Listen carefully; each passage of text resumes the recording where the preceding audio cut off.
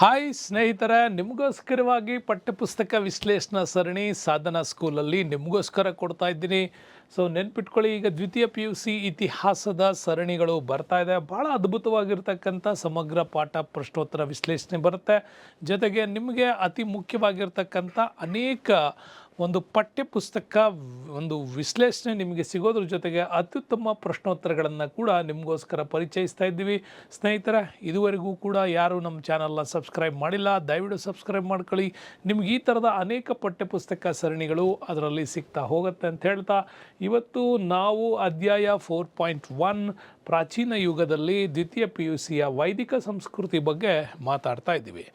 ಬಹಳ important topics exams ದೃಷ್ಟಿಯಿಂದ. ನೆನಪಿಟ್ಕೊಳ್ಳಿ, ನಿಮ್ಮ ಪರೀಕ್ಷೆಗೆ ಬರಬಹುದಾದಂತಹ ಭಾಳಷ್ಟು ಪ್ರಶ್ನೋತ್ತರಗಳು ಇದೇ ಏನ್ಷಿಯಂಟ್ ಇಂಡಿಯಾದ 4.1 ಚಾಪ್ಟ್ರಿಂದ ನಿಮಗೆ ಅವರು ತಗೊಂಡಿದ್ದಾರೆ. ಹಾಗಾಗಿ ಈ ಒಂದು 4.1ನಿಂದ ನಿಮಗೆ 5 ತನಕ ಬರತಕ್ಕಂಥ ಅಷ್ಟು ಚಾಪ್ಟರ್ಗಳು ಇಲ್ಲಿ ನಿಮಗೆ ವಿಶ್ಲೇಷಣೆಗೆ ಕೊಡ್ತಾ ಹೋಗ್ತೀನಿ.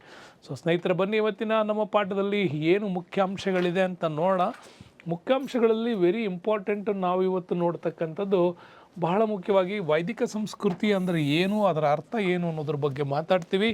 ಜೊತೆಗೆ 4 ವೇದಗಳ ಪರಿಚಯ ಮಾತಾಡ್ತೀವಿ. ಪೂರ್ವ ಮತ್ತು ಉತ್ತರ ವೇದಗಳ ಕಾಲದಲ್ಲಿ ಅವರ ಸಾಮಾಜಿಕ ಸ್ಥಿತಿ ಹೇಗೆ ಬದಲಾವಣೆ ಆಯಿತು, ಆರ್ಥಿಕ ಸ್ಥಿತಿಗಳು, ಧಾರ್ಮಿಕ ಸ್ಥಿತಿಗಳು ಹೇಗೆ ಪರಿವರ್ತನೆಗಳಾಯಿತು ಅನ್ನೋದನ್ನು ಕೂಡ ಬಹಳ ಇಂಪಾರ್ಟೆಂಟಾಗಿ ನಾವು ಈ ಟಾಪಿಕ್ಸಲ್ಲಿ ಮಾತಾಡ್ತೀವಿ. ಹಾಗಾಗಿ ವಿಡಿಯೋ ಕೊನೆವರೆಗೂ ನೋಡಿದ್ರೆ ಅತ್ಯುತ್ತಮವಾದ ವಿವರಣೆಗಳು ನಿಮಗಿಲ್ಲಿ ಸಿಗುತ್ತೆ ಅಂತ ಕೂಡ ನಾನು ಹೇಳ್ಬೋದು. ಸೊ ಬನ್ನಿ ಇವತ್ತಿನ ಇಂಪಾರ್ಟೆಂಟ್ ಟಾಪಿಕ್ಸ್ನ ವಿಚಾರಕ್ಕೆ ಮಾತಾಡೋಣ. ಅದರಲ್ಲಿ ಏನಪ್ಪ ಅಂತಂದರೆ, ವೈದಿಕ ಸಂಸ್ಕೃತಿ ಅಂದರೆ ಏನು ಅನ್ನೋದ್ರ ಬಗ್ಗೆ ತಿಳ್ಕೊಳ್ಳೋಣ. ವೈದಿಕ ಸಂಸ್ಕೃತಿ ಅಂದರೆ ಏನು ಅಂತ ನೋಡಿ. ವೈದಿಕ ಸಂಸ್ಕೃತಿ ಅಂದರೆ ನೆನ್ಪಿಟ್ಕೊಳ್ಳಿ, ಶಕಪೂರ್ವ 2000 ಹೊತ್ತಿಗೆ ನಮ್ಮಲ್ಲಿ ವಾಯುವ್ಯ ದಿಕ್ಕಿನಿಂದ ಬಂದವರು ಆರ್ಯರು. ಇವರು ಯಾವುದೇ ರೀತಿಯ ಪುರಾತತ್ವ ಮೂಲಾಧಾರಗಳು ಸಿಗದಿದ್ದರೂ ಕೂಡ ಅವರ ವೇದಗಳ ಸಾಹಿತ್ಯ ಸಂಸ್ಕೃತಿ ಕೂಡ ನಮಗೆ ಆ ಕಾಲದ ಜನಜೀವನದ ಸಾಮಾಜಿಕ, ಆರ್ಥಿಕ, ಧಾರ್ಮಿಕ ವಿಚಾರಗಳ ಮೇಲೆ ತುಂಬ ಬೆಳಕನ್ನು ಚೆಲ್ಲುತ್ತೆ. ಹಾಗಾಗಿ ಈ ವೈದಿಕ ಸಾಹಿತ್ಯದ ಆಧಾರದ ಮೇಲೆ ನಾವು ಅಧ್ಯಯನ ಮಾಡುವಂತಹ ಒಂದು ಸಂಸ್ಕೃತಿಯನ್ನೇ ವೈದಿಕ ಸಂಸ್ಕೃತಿ ಅಂತ ಕೂಡ ಕರೀತಾರೆ. ಭಾಳಷ್ಟು ಜನರಿಗೆ ವಾಯುವ್ಯ ದಿಕ್ಕಿನಿಂದ ಅಂದ ತಕ್ಷಣ ಸ್ವಲ್ಪ ಕನ್ಫ್ಯೂಸ್ ಆಗ್ಬೋದು. ವಾಯುವ್ಯ ದಿಕ್ಕಿನಿಂದ ಅಂತಂದರೆ ಈ ಭಾಗದಿಂದ, ಅಂದರೆ ಮಧ್ಯ ಏಷ್ಯಾ ಅಂತ ಏನು ಕರಿತೀವಲ್ವ, ಭಾರತಕ್ಕೆ ಆರ್ಯರು ಮಧ್ಯ ಏಷ್ಯಾದಿಂದ ವಲಸೆ ಬಂದರು ಅಂತ. ಅಂದರೆ ಇವತ್ತಿನ ಪರ್ಷಿಯಾದ ಮೂಲಕ್ಕೆ ಹೋಗುತ್ತದೆ. ಇವತ್ತಿನ ಪರ್ಷಿಯಾದ ಮೂಲಕ್ಕೆ ಈ ಒಂದು ಕಲ್ಚರ್ನ ನಮ್ಮಲ್ಲಿ ಹೇಳ್ಕೊಡ್ತಾರೆ. ಹಾಗಾಗಿ ಮಧ್ಯ ಏಷ್ಯಾದಿಂದ ಭಾರತಕ್ಕೆ ವಲಸೆಗೊಂಡಂಥವರು ಭಾರತದಲ್ಲಿ ಅವರ ಮೂಲ ಪುರಾತತ್ವ ಆಧಾರಗಳು ಹೆಚ್ಚು ಸಿಗದೇ ಇದ್ದರೂ ಕೂಡ ಅವರು ರಚನೆ ಮಾಡಿದಂಥ ವೈದಿಕ ಸಾಹಿತ್ಯದ ಆಧಾರದ ಮೇಲೆ, ಅಂದರೆ ಅವರೇನು ರಿಟರ್ನ್ ರೆಕಾರ್ಡ್ಸ್ಗಳಲ್ಲಿ ಇರಲಿಲ್ಲ, ಅದು ಬರೀ ಮಂತ್ರಗಳ ಆಧಾರದ ಮೇಲೆ ಬಾಯಿಂದ ಬಾಯಿಗೆ ಮೌಖಿಕವಾಗೇ ಇತ್ತು. ಆ ನಂತರದ ಕೊನೆಯ ಹಂತದಲ್ಲಿ ಇದು ರೆಡಿಯಾಗಿರ್ತಕ್ಕಂಥದ್ದು. ಹೀಗೆ ರಚನೆಯಾಗಿರ್ತಕ್ಕಂಥ ವಿಚಾರಗಳ ಮೇಲೆ ಆಗಿರೋದೇ ಈ ವೈದಿಕ ಸಂಸ್ಕೃತಿಯ ಪರಿಪಾಠ. ಅದನ್ನು ನೀವು ಚೆನ್ನಾಗಿ ಅರ್ಥ ಮಾಡ್ಕೊಂಡಿದ್ದೀರಿ. ಸೊ ಸ್ನೇಹಿತರೆ, ವೆರಿ ಇಂಪಾರ್ಟೆಂಟಾಗಿ ವೈದಿಕ ಸಂಸ್ಕೃತಿಯ ನಂತರ ನಮಗೆ ಬರ್ತಕ್ಕಂಥದ್ದು ಅವರ ಮೂಲದ ಬಗ್ಗೆ ಇರ್ತಕ್ಕಂಥ ಚರ್ಚೆಗಳು. ಮೂಲದ ಬಗ್ಗೆ ತುಂಬ ಜನ ಚರ್ಚೆ ಮಾಡ್ತಾರೆ. ಅಂದರೆ ಆರ್ಯರು ಮೂಲತಃ ನೆನಪಿಟ್ಕೊಳ್ಬೋದಾಗಿರ್ತಕ್ಕಂಥ ನಂಬಲಿಕರವಾಗಿರ್ತಕ್ಕಂಥ ಆಧಾರ ಅಂದರೆ ಏಷ್ಯಾದ ಕ್ಯಾಸ್ಪಿಯನ್ ಸಮುದ್ರದ ಪ್ರದೇಶದಿಂದ ಹಳ್ಳಿಗಾಡಿನ ಜನಸಂಖ್ಯೆ ಆಗಿದ್ದವರು, ಅಲೆಮಾರಿಯಾಗಿದ್ದಂಥವರು, ತಮ್ಮ ಪ್ರಾಣಿಗಳನ್ನು ಮೇಯಿಸ್ಲಿಕ್ಕಾಗಿಯೇ, ಅಂದರೆ ದನಗಾಯಿಗಳಾಗಿದ್ದು ಆಗ ಮೇಯಿಸ್ಲಿಕ್ಕೇ ಇವರು ಪೂರ್ವದ ಕಡೆಗೆ ವಲಸೆ ಬಂದರು ಅಂತ ಹೇಳ್ತಾರೆ. ಹಾಗೆ ಬಂದವರು ಹುಲ್ಲುಗಾವಲು ಹುಡುಕಿಕೊಂಡು ವಲಸೆ ಬಂದವರು ಭಾರತದ ಉಪಖಂಡವನ್ನು ತಲುಪಿದರು. ಸಿಂಧು, ಗಂಗಾ, ಯಮುನಾ ಪಾತ್ರದಲ್ಲಿ ಕೂಡ ಇವರು ತಮ್ಮ ನೆಲೆಯನ್ನು ಕಂಡುಕೊಂಡ್ರು ಅಂತ ಕೂಡ ಇಲ್ಲಿ ಹೇಳಲಾಗತ್ತೆ. ಸೊ ಇವ್ರು ಹೇಳೋವಂಥ ವಿಚಾರದ ಹಿಂದೆ ನಮಗೆ ಅರ್ಥ ಆಗಬೇಕು, ಕ್ಯಾಸ್ಪಿಯನ್ ಸಮುದ್ರದ ಮೂಲದಿಂದ ಭಾರತಕ್ಕೆ ವಲಸೆ ಆಗೋದು ಅಂತಂದರೆ ಹಿಂದೂ ಕುಶ್ ಪರ್ವತಗಳ ಮುಖಾಂತರದ ಒಂದು ಸಾಲಿನಲ್ಲೇ ಸುಲೈಮಾನ್ ಬೆಟ್ಟಗಳನ್ನು ದಾಟಿದರೆ ಭಾರತದ ಕಾಶ್ಮೀರದ ಭಾಗಗಳಿಗೆ ಸಿಂಧೂ ನದಿ ಪಾತ್ರಕ್ಕೆ ಎಂಟ್ರಿ ಆಗ್ತಾರೆ. ಹಾಗೆ ಸಿಂಧೂ ನದಿ ಪಾತ್ರದಿಂದ ಮುಂದುವರೆದ್ರೆ ನಮಗೆ ಗಂಗಾ ನದಿ ಪಾತ್ರಗಳು, ಯಮುನಾ ಕ್ಷೇತ್ರಗಳು ಇವರಿಗೆ ಸಿಗ್ತವೆ.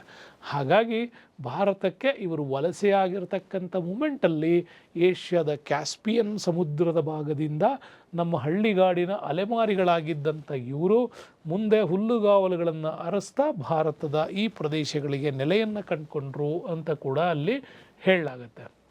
ಹೆಚ್ಚು ಕಡಿಮೆ ಈ ವಾದವನ್ನು ತುಂಬ ಜನ ಒಪ್ತಾರೆ ಕೂಡ ಹೌದು. ಆದರೆ ಇಲ್ಲಿ ಕೆಲವೊಂದಿಷ್ಟು ವಿರೋಧಗಳು ಪ್ರತಿರೋಧಗಳು ಕೂಡ ಇದ್ದಾವೆ. ಇಲ್ಲ, ಅದು ಹಾಗಾಗ್ಲಿಕ್ಕೆ ಸಾಧ್ಯ ಇಲ್ಲ ಅಂತ.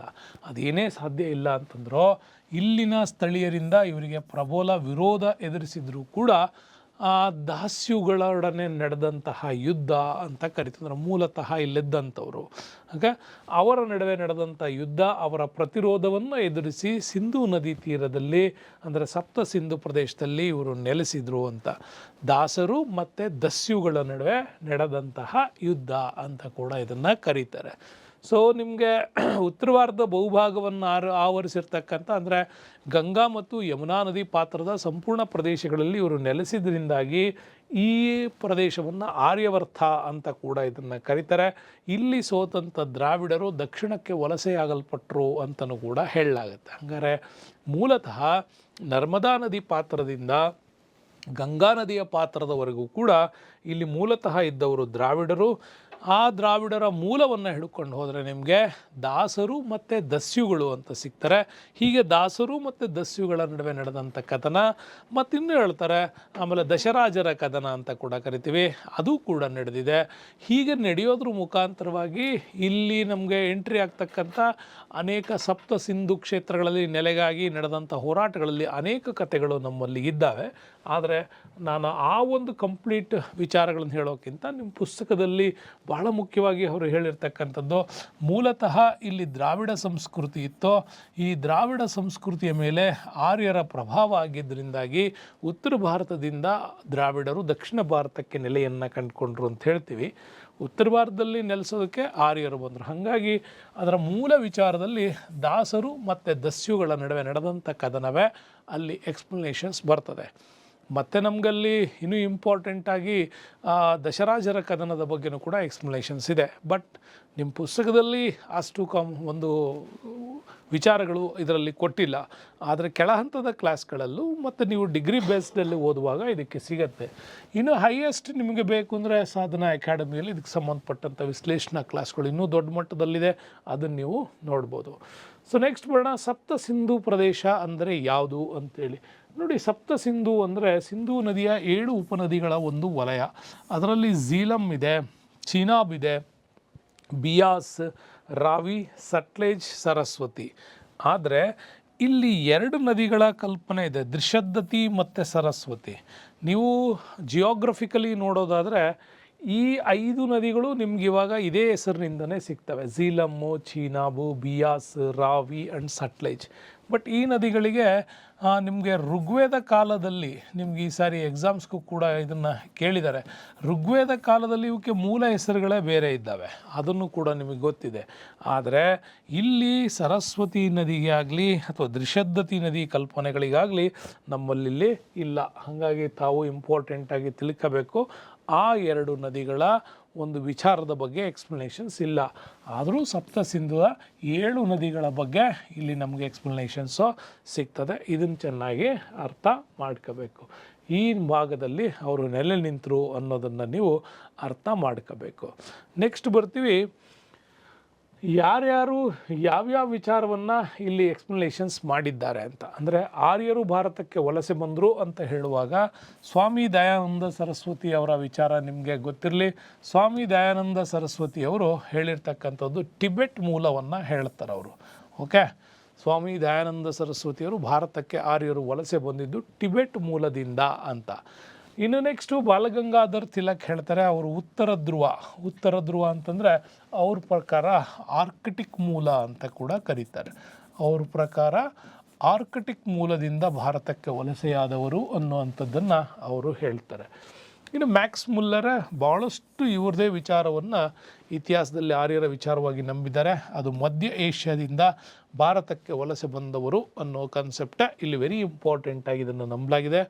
ಪ್ರೊಫೆಸರ್ ಮ್ಯಾಕ್ಡೊನಾಲ್ಡ್ ಅವ್ರು ಹೇಳ್ತಾರೆ ಆಗ್ನೇಯ ಏಷ್ಯಕ್ಕಾಗಿಯೇ ಆರ್ಯರು ವಲಸೆ ಬಂದರು ಅನ್ನೋ ಒಂದು ಕಾನ್ಸೆಪ್ಟು. ಡಾಕ್ಟರ್ AC ದಾಸ್ ಅವರು ಪಂಜಾಬ್ ಮೂಲವನ್ನು ಹೇಳ್ತಾರೆ. ರಾಜ್ಬಲಿ ಪಾಂಡೆ ಅವರು ಕೂಡ ಮಧ್ಯ ಭಾರತವನ್ನು ಹೇಳ್ತಾರೆ. ಪಂಡಿತ್ ಲಕ್ಷ್ಮೀಧರ್ ಶಾಸ್ತ್ರಿ ಅವರು ಹಿಮಾಚಲದ ತಪ್ಪಲು ಪ್ರದೇಶಗಳನ್ನು ಹೇಳ್ತಾರೆ. LD ಖಾಲಾ ಅವರು ಕಾಶ್ಮೀರವನ್ನು ಹೇಳ್ತಾರೆ. ಇವರೆಲ್ಲರೂ ಈ ರೀತಿ ಹೇಳೋದಕ್ಕೆ ಮುಖ್ಯವಾದಂಥ ಕಾರಣ ಏನು ಅಂತ ನೀವೇನಾದರೂ ನೋಡಿದ್ರೆ ಅಲ್ಲಿ ಇಂಪಾರ್ಟೆಂಟಾಗಿ ಇವರೆಲ್ಲ ಯಾವ ಮೂಲಗಳನ್ನು ಹೀಗೆ ಹೇಳ್ತಾರಲ್ಲ, ಇದಕ್ಕೇನು ಕಾರಣ ಅಂತಂದರೆ, ಅದಕ್ಕೆ ಮುಖ್ಯವಾದ ಕಾರಣ ಅಂತಂದರೆ ಋಗ್ವೇದದಲ್ಲಿ ಇವರು ವಿವರಣೆ ಕೊಟ್ಟಿರ್ತಕ್ಕಂತಹ ಭೌಗೋಳಿಕ ಲಕ್ಷಣಗಳ ವಿಚಾರ. ಓಕೆ, ಈ ಭೌಗೋಳಿಕ ಲಕ್ಷಣಗಳ ವಿಚಾರ ಮತ್ತು ಅವರು ಅಲ್ಲಿ ಎಕ್ಸ್ಪ್ಲನೇಷನ್ಸ್ ಮಾಡಿರ್ತಕ್ಕಂತಹ ಆರ್ಥಿಕ ಸ್ಥಿತಿಯ ಕೆಲವು ದಾಖಲೆಗಳನ್ನು ಇಟ್ಕೊಂಡ್ಬಿಟ್ಟು ಇವರು ಒಂದೊಂದು ಮೂಲಗಳನ್ನು ಎಕ್ಸ್ಪ್ಲೈನ್ ಮಾಡ್ತಾ ಹೋಗ್ತಾರೆ. ಆದರೆ ಭಾಳಷ್ಟು ಇತಿಹಾಸ ನಂಬಿರೋದು ಮ್ಯಾಕ್ಸ್ ಮುಲ್ಲರ್ ಅವರ ವಿಚಾರನೇ. ಯಾಕೆಂದರೆ ಜರ್ಮನ್ ಒಬ್ಬ ಭಾಷಾ ತಜ್ಞ, ಈತ ಕೊಟ್ಟಿರ್ತಕ್ಕಂಥ ವಿವರಣೆ ತುಂಬಾ ಇಂಪಾರ್ಟೆಂಟ್ ಆಗಿರ್ತಕ್ಕಂಥ ವಿವರಣೆ.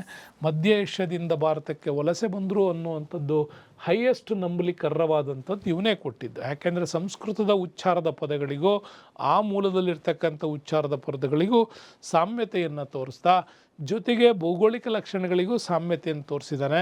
ಸಾಮಾಜಿಕ ಮತ್ತು ಆರ್ಥಿಕ ಸ್ಥಿತಿಗತಿಗಳಲ್ಲೂ ಕೂಡ ಸಾಮ್ಯತೆಯನ್ನು ತೋರಿಸಿರೋದ್ರಿಂದ ಮ್ಯಾಕ್ಸ್ ಮುಲ್ಲರ್ ಅವರ ವಿಚಾರವನ್ನು ಎಲ್ಲರೂ ಕೂಡ ಇವತ್ತು ಇತಿಹಾಸ ತಜ್ಞರು ಒಪ್ಕೊಂಡಿದ್ದಾರೆ. ಓಕೆ, ಹಾಗಾಗಿ ಇದು ಇಂಪಾರ್ಟೆಂಟಾಗಿ ಯಾರ್ಯಾರು ಯಾವ್ಯಾವ ಮೂಲ ಅಂತ ಹೇಳುವಾಗ ಅಲ್ಲಿ ನಮಗೆ ಇಂಪಾರ್ಟೆಂಟಾಗಿ ಸಿಗತ್ತೆ. ಇನ್ನು ನಮಗೆ ಬಹಳ ಮುಖ್ಯವಾಗಿ ಸಿಗ್ತಕ್ಕಂಥದ್ದು ಆರ್ಯ ಪದದ ಅರ್ಥ. ನಮ್ಮಲ್ಲಿ ಬಹಳ ಚೆನ್ನಾಗಿ ಹೇಳ್ತಾರೆ ಆರ್ಯ ಪದದ ಅರ್ಥ ಏನು ಅಂತ. ಆರ್ಯ ಅಂತಂದರೆ ಕುಲೀನ ಅನ್ನೋ ಅರ್ಥ ಕೊಡುತ್ತೆ, ಒಡೆಯ ಅನ್ನುವ ಅರ್ಥ ಕೊಡುತ್ತೆ, ಅಥವಾ ಕೃಷಿ ಅವಲಂಬಿತವಾದಂಥ ವ್ಯಕ್ತಿ ಅನ್ನುವ ಅರ್ಥವನ್ನು ಕೊಡುತ್ತೆ. ಈ ಮೂರು ವಿಚಾರಧಾರೆಗಳಿರೋದೇ ಆರ್ಯ ಅನ್ನುವ ಪದದಲ್ಲಿ. ಆರ್ಯ ಅಂದರೆ ಕುಲೀನ, ಶ್ರೀಮಂತ, ಒಡೆಯ ಅಥವಾ ಕೃಷಿ ಅವಲಂಬಿತವಾದ ವ್ಯಕ್ತಿ ಅನ್ನುವಂಥದ್ದು ಅರ್ಥವನ್ನು ಕೊಡುತ್ತೆ. ಇನ್ನು ಅದೇ ರೀತಿ ವೇದ ಅಂದರೆ ಏನು ಅಂದರೆ ನಾವು ಮೊದಲಿಂದ ಹೇಳ್ತಾ ಇದ್ದೀವಿ. ವೇದ ಎಂದರೇನು ಅಂತಂದರೆ ವೇದ ಅಂದರೆ ಜ್ಞಾನ ಅಂಥೇಳಿ. ಆದರೆ ವೇದ ಅನ್ನೋ ಶಬ್ದವನ್ನು ಸಂಸ್ಕೃತ ಮೂಲದಲ್ಲಿ ಬರುವಂತಹ ವಿದ್ ಅನ್ನುವಂತಹ ಪದಗಳ ಹಿಂದ್ಗಡೆ ಹೋಗ್ತದೆ. ವಿದ್ ಅಂದರೆ ಜ್ಞಾನ ಎಂದರ್ಥ ಅಂತ. ನಾವು ಜೋಕಾಗಿ ಕ್ಲಾಸ್ ಮಾಡುವಾಗ ಹೇಳ್ತಾ ಇರ್ತೀನಿ, ವೇದ ಎಂದರೇನು ಅಂದ ತಕ್ಷಣ ಹೇಳ್ತಾರೆ ಅದು ನಮ್ಮ ಮನೆ ಎದುರುಗಡೆ ಮನೆ ಇರುವ ಹುಡುಗಿನ ಅಂತ. ಅಲ್ಲ, ಆ ಥರದ ಎಕ್ಸ್ಪ್ಲನೇಷನ್ಸ್ಗಳು ನಿಮಗಲ್ಲ. ವೇದ ಅಂದರೆ ನೆನ್ಪಿಟ್ಕೊಳ್ಳಿ, ವೇದ ಅಂದರೆ ಜ್ಞಾನ ಎಂದರ್ಥ. ಅದು ವಿದ್ ಅಂತಕ್ಕಂಥ ಸಂಸ್ಕೃತ ಪದದಿಂದ ಎಕ್ಸ್ಪ್ಲನೇಷನ್ ಆಗಿರೋದು. ಇದು ನಿಮಗೆ ಚೆನ್ನಾಗಿ ಗೊತ್ತಿರಬೇಕು. ಹಾಗಾಗಿ ಎರಡು ಇಂಪಾರ್ಟೆಂಟ್ ಪದಗಳಿಗೆ ಅರ್ಥ ತಿಳ್ಕೊಳ್ಳಿ. ಆರ್ಯ ಅಂದ್ರೇನು, ವೇದ ಅಂದರೆ ಏನು ಅಂತ. ಇವೆರಡು ನಿಮಗೆ ಎಕ್ಸ್ಪ್ಲನೇಷನ್ಸ್ಗಳು ಇಲ್ಲಿ ಅತ್ಯುತ್ತಮವಾಗಿ ಸಿಗಬೇಕು. ನೆಕ್ಸ್ಟ್ ಬರ್ತೀವಿ 4 ವೇದಗಳ ಕಲ್ಪನೆ.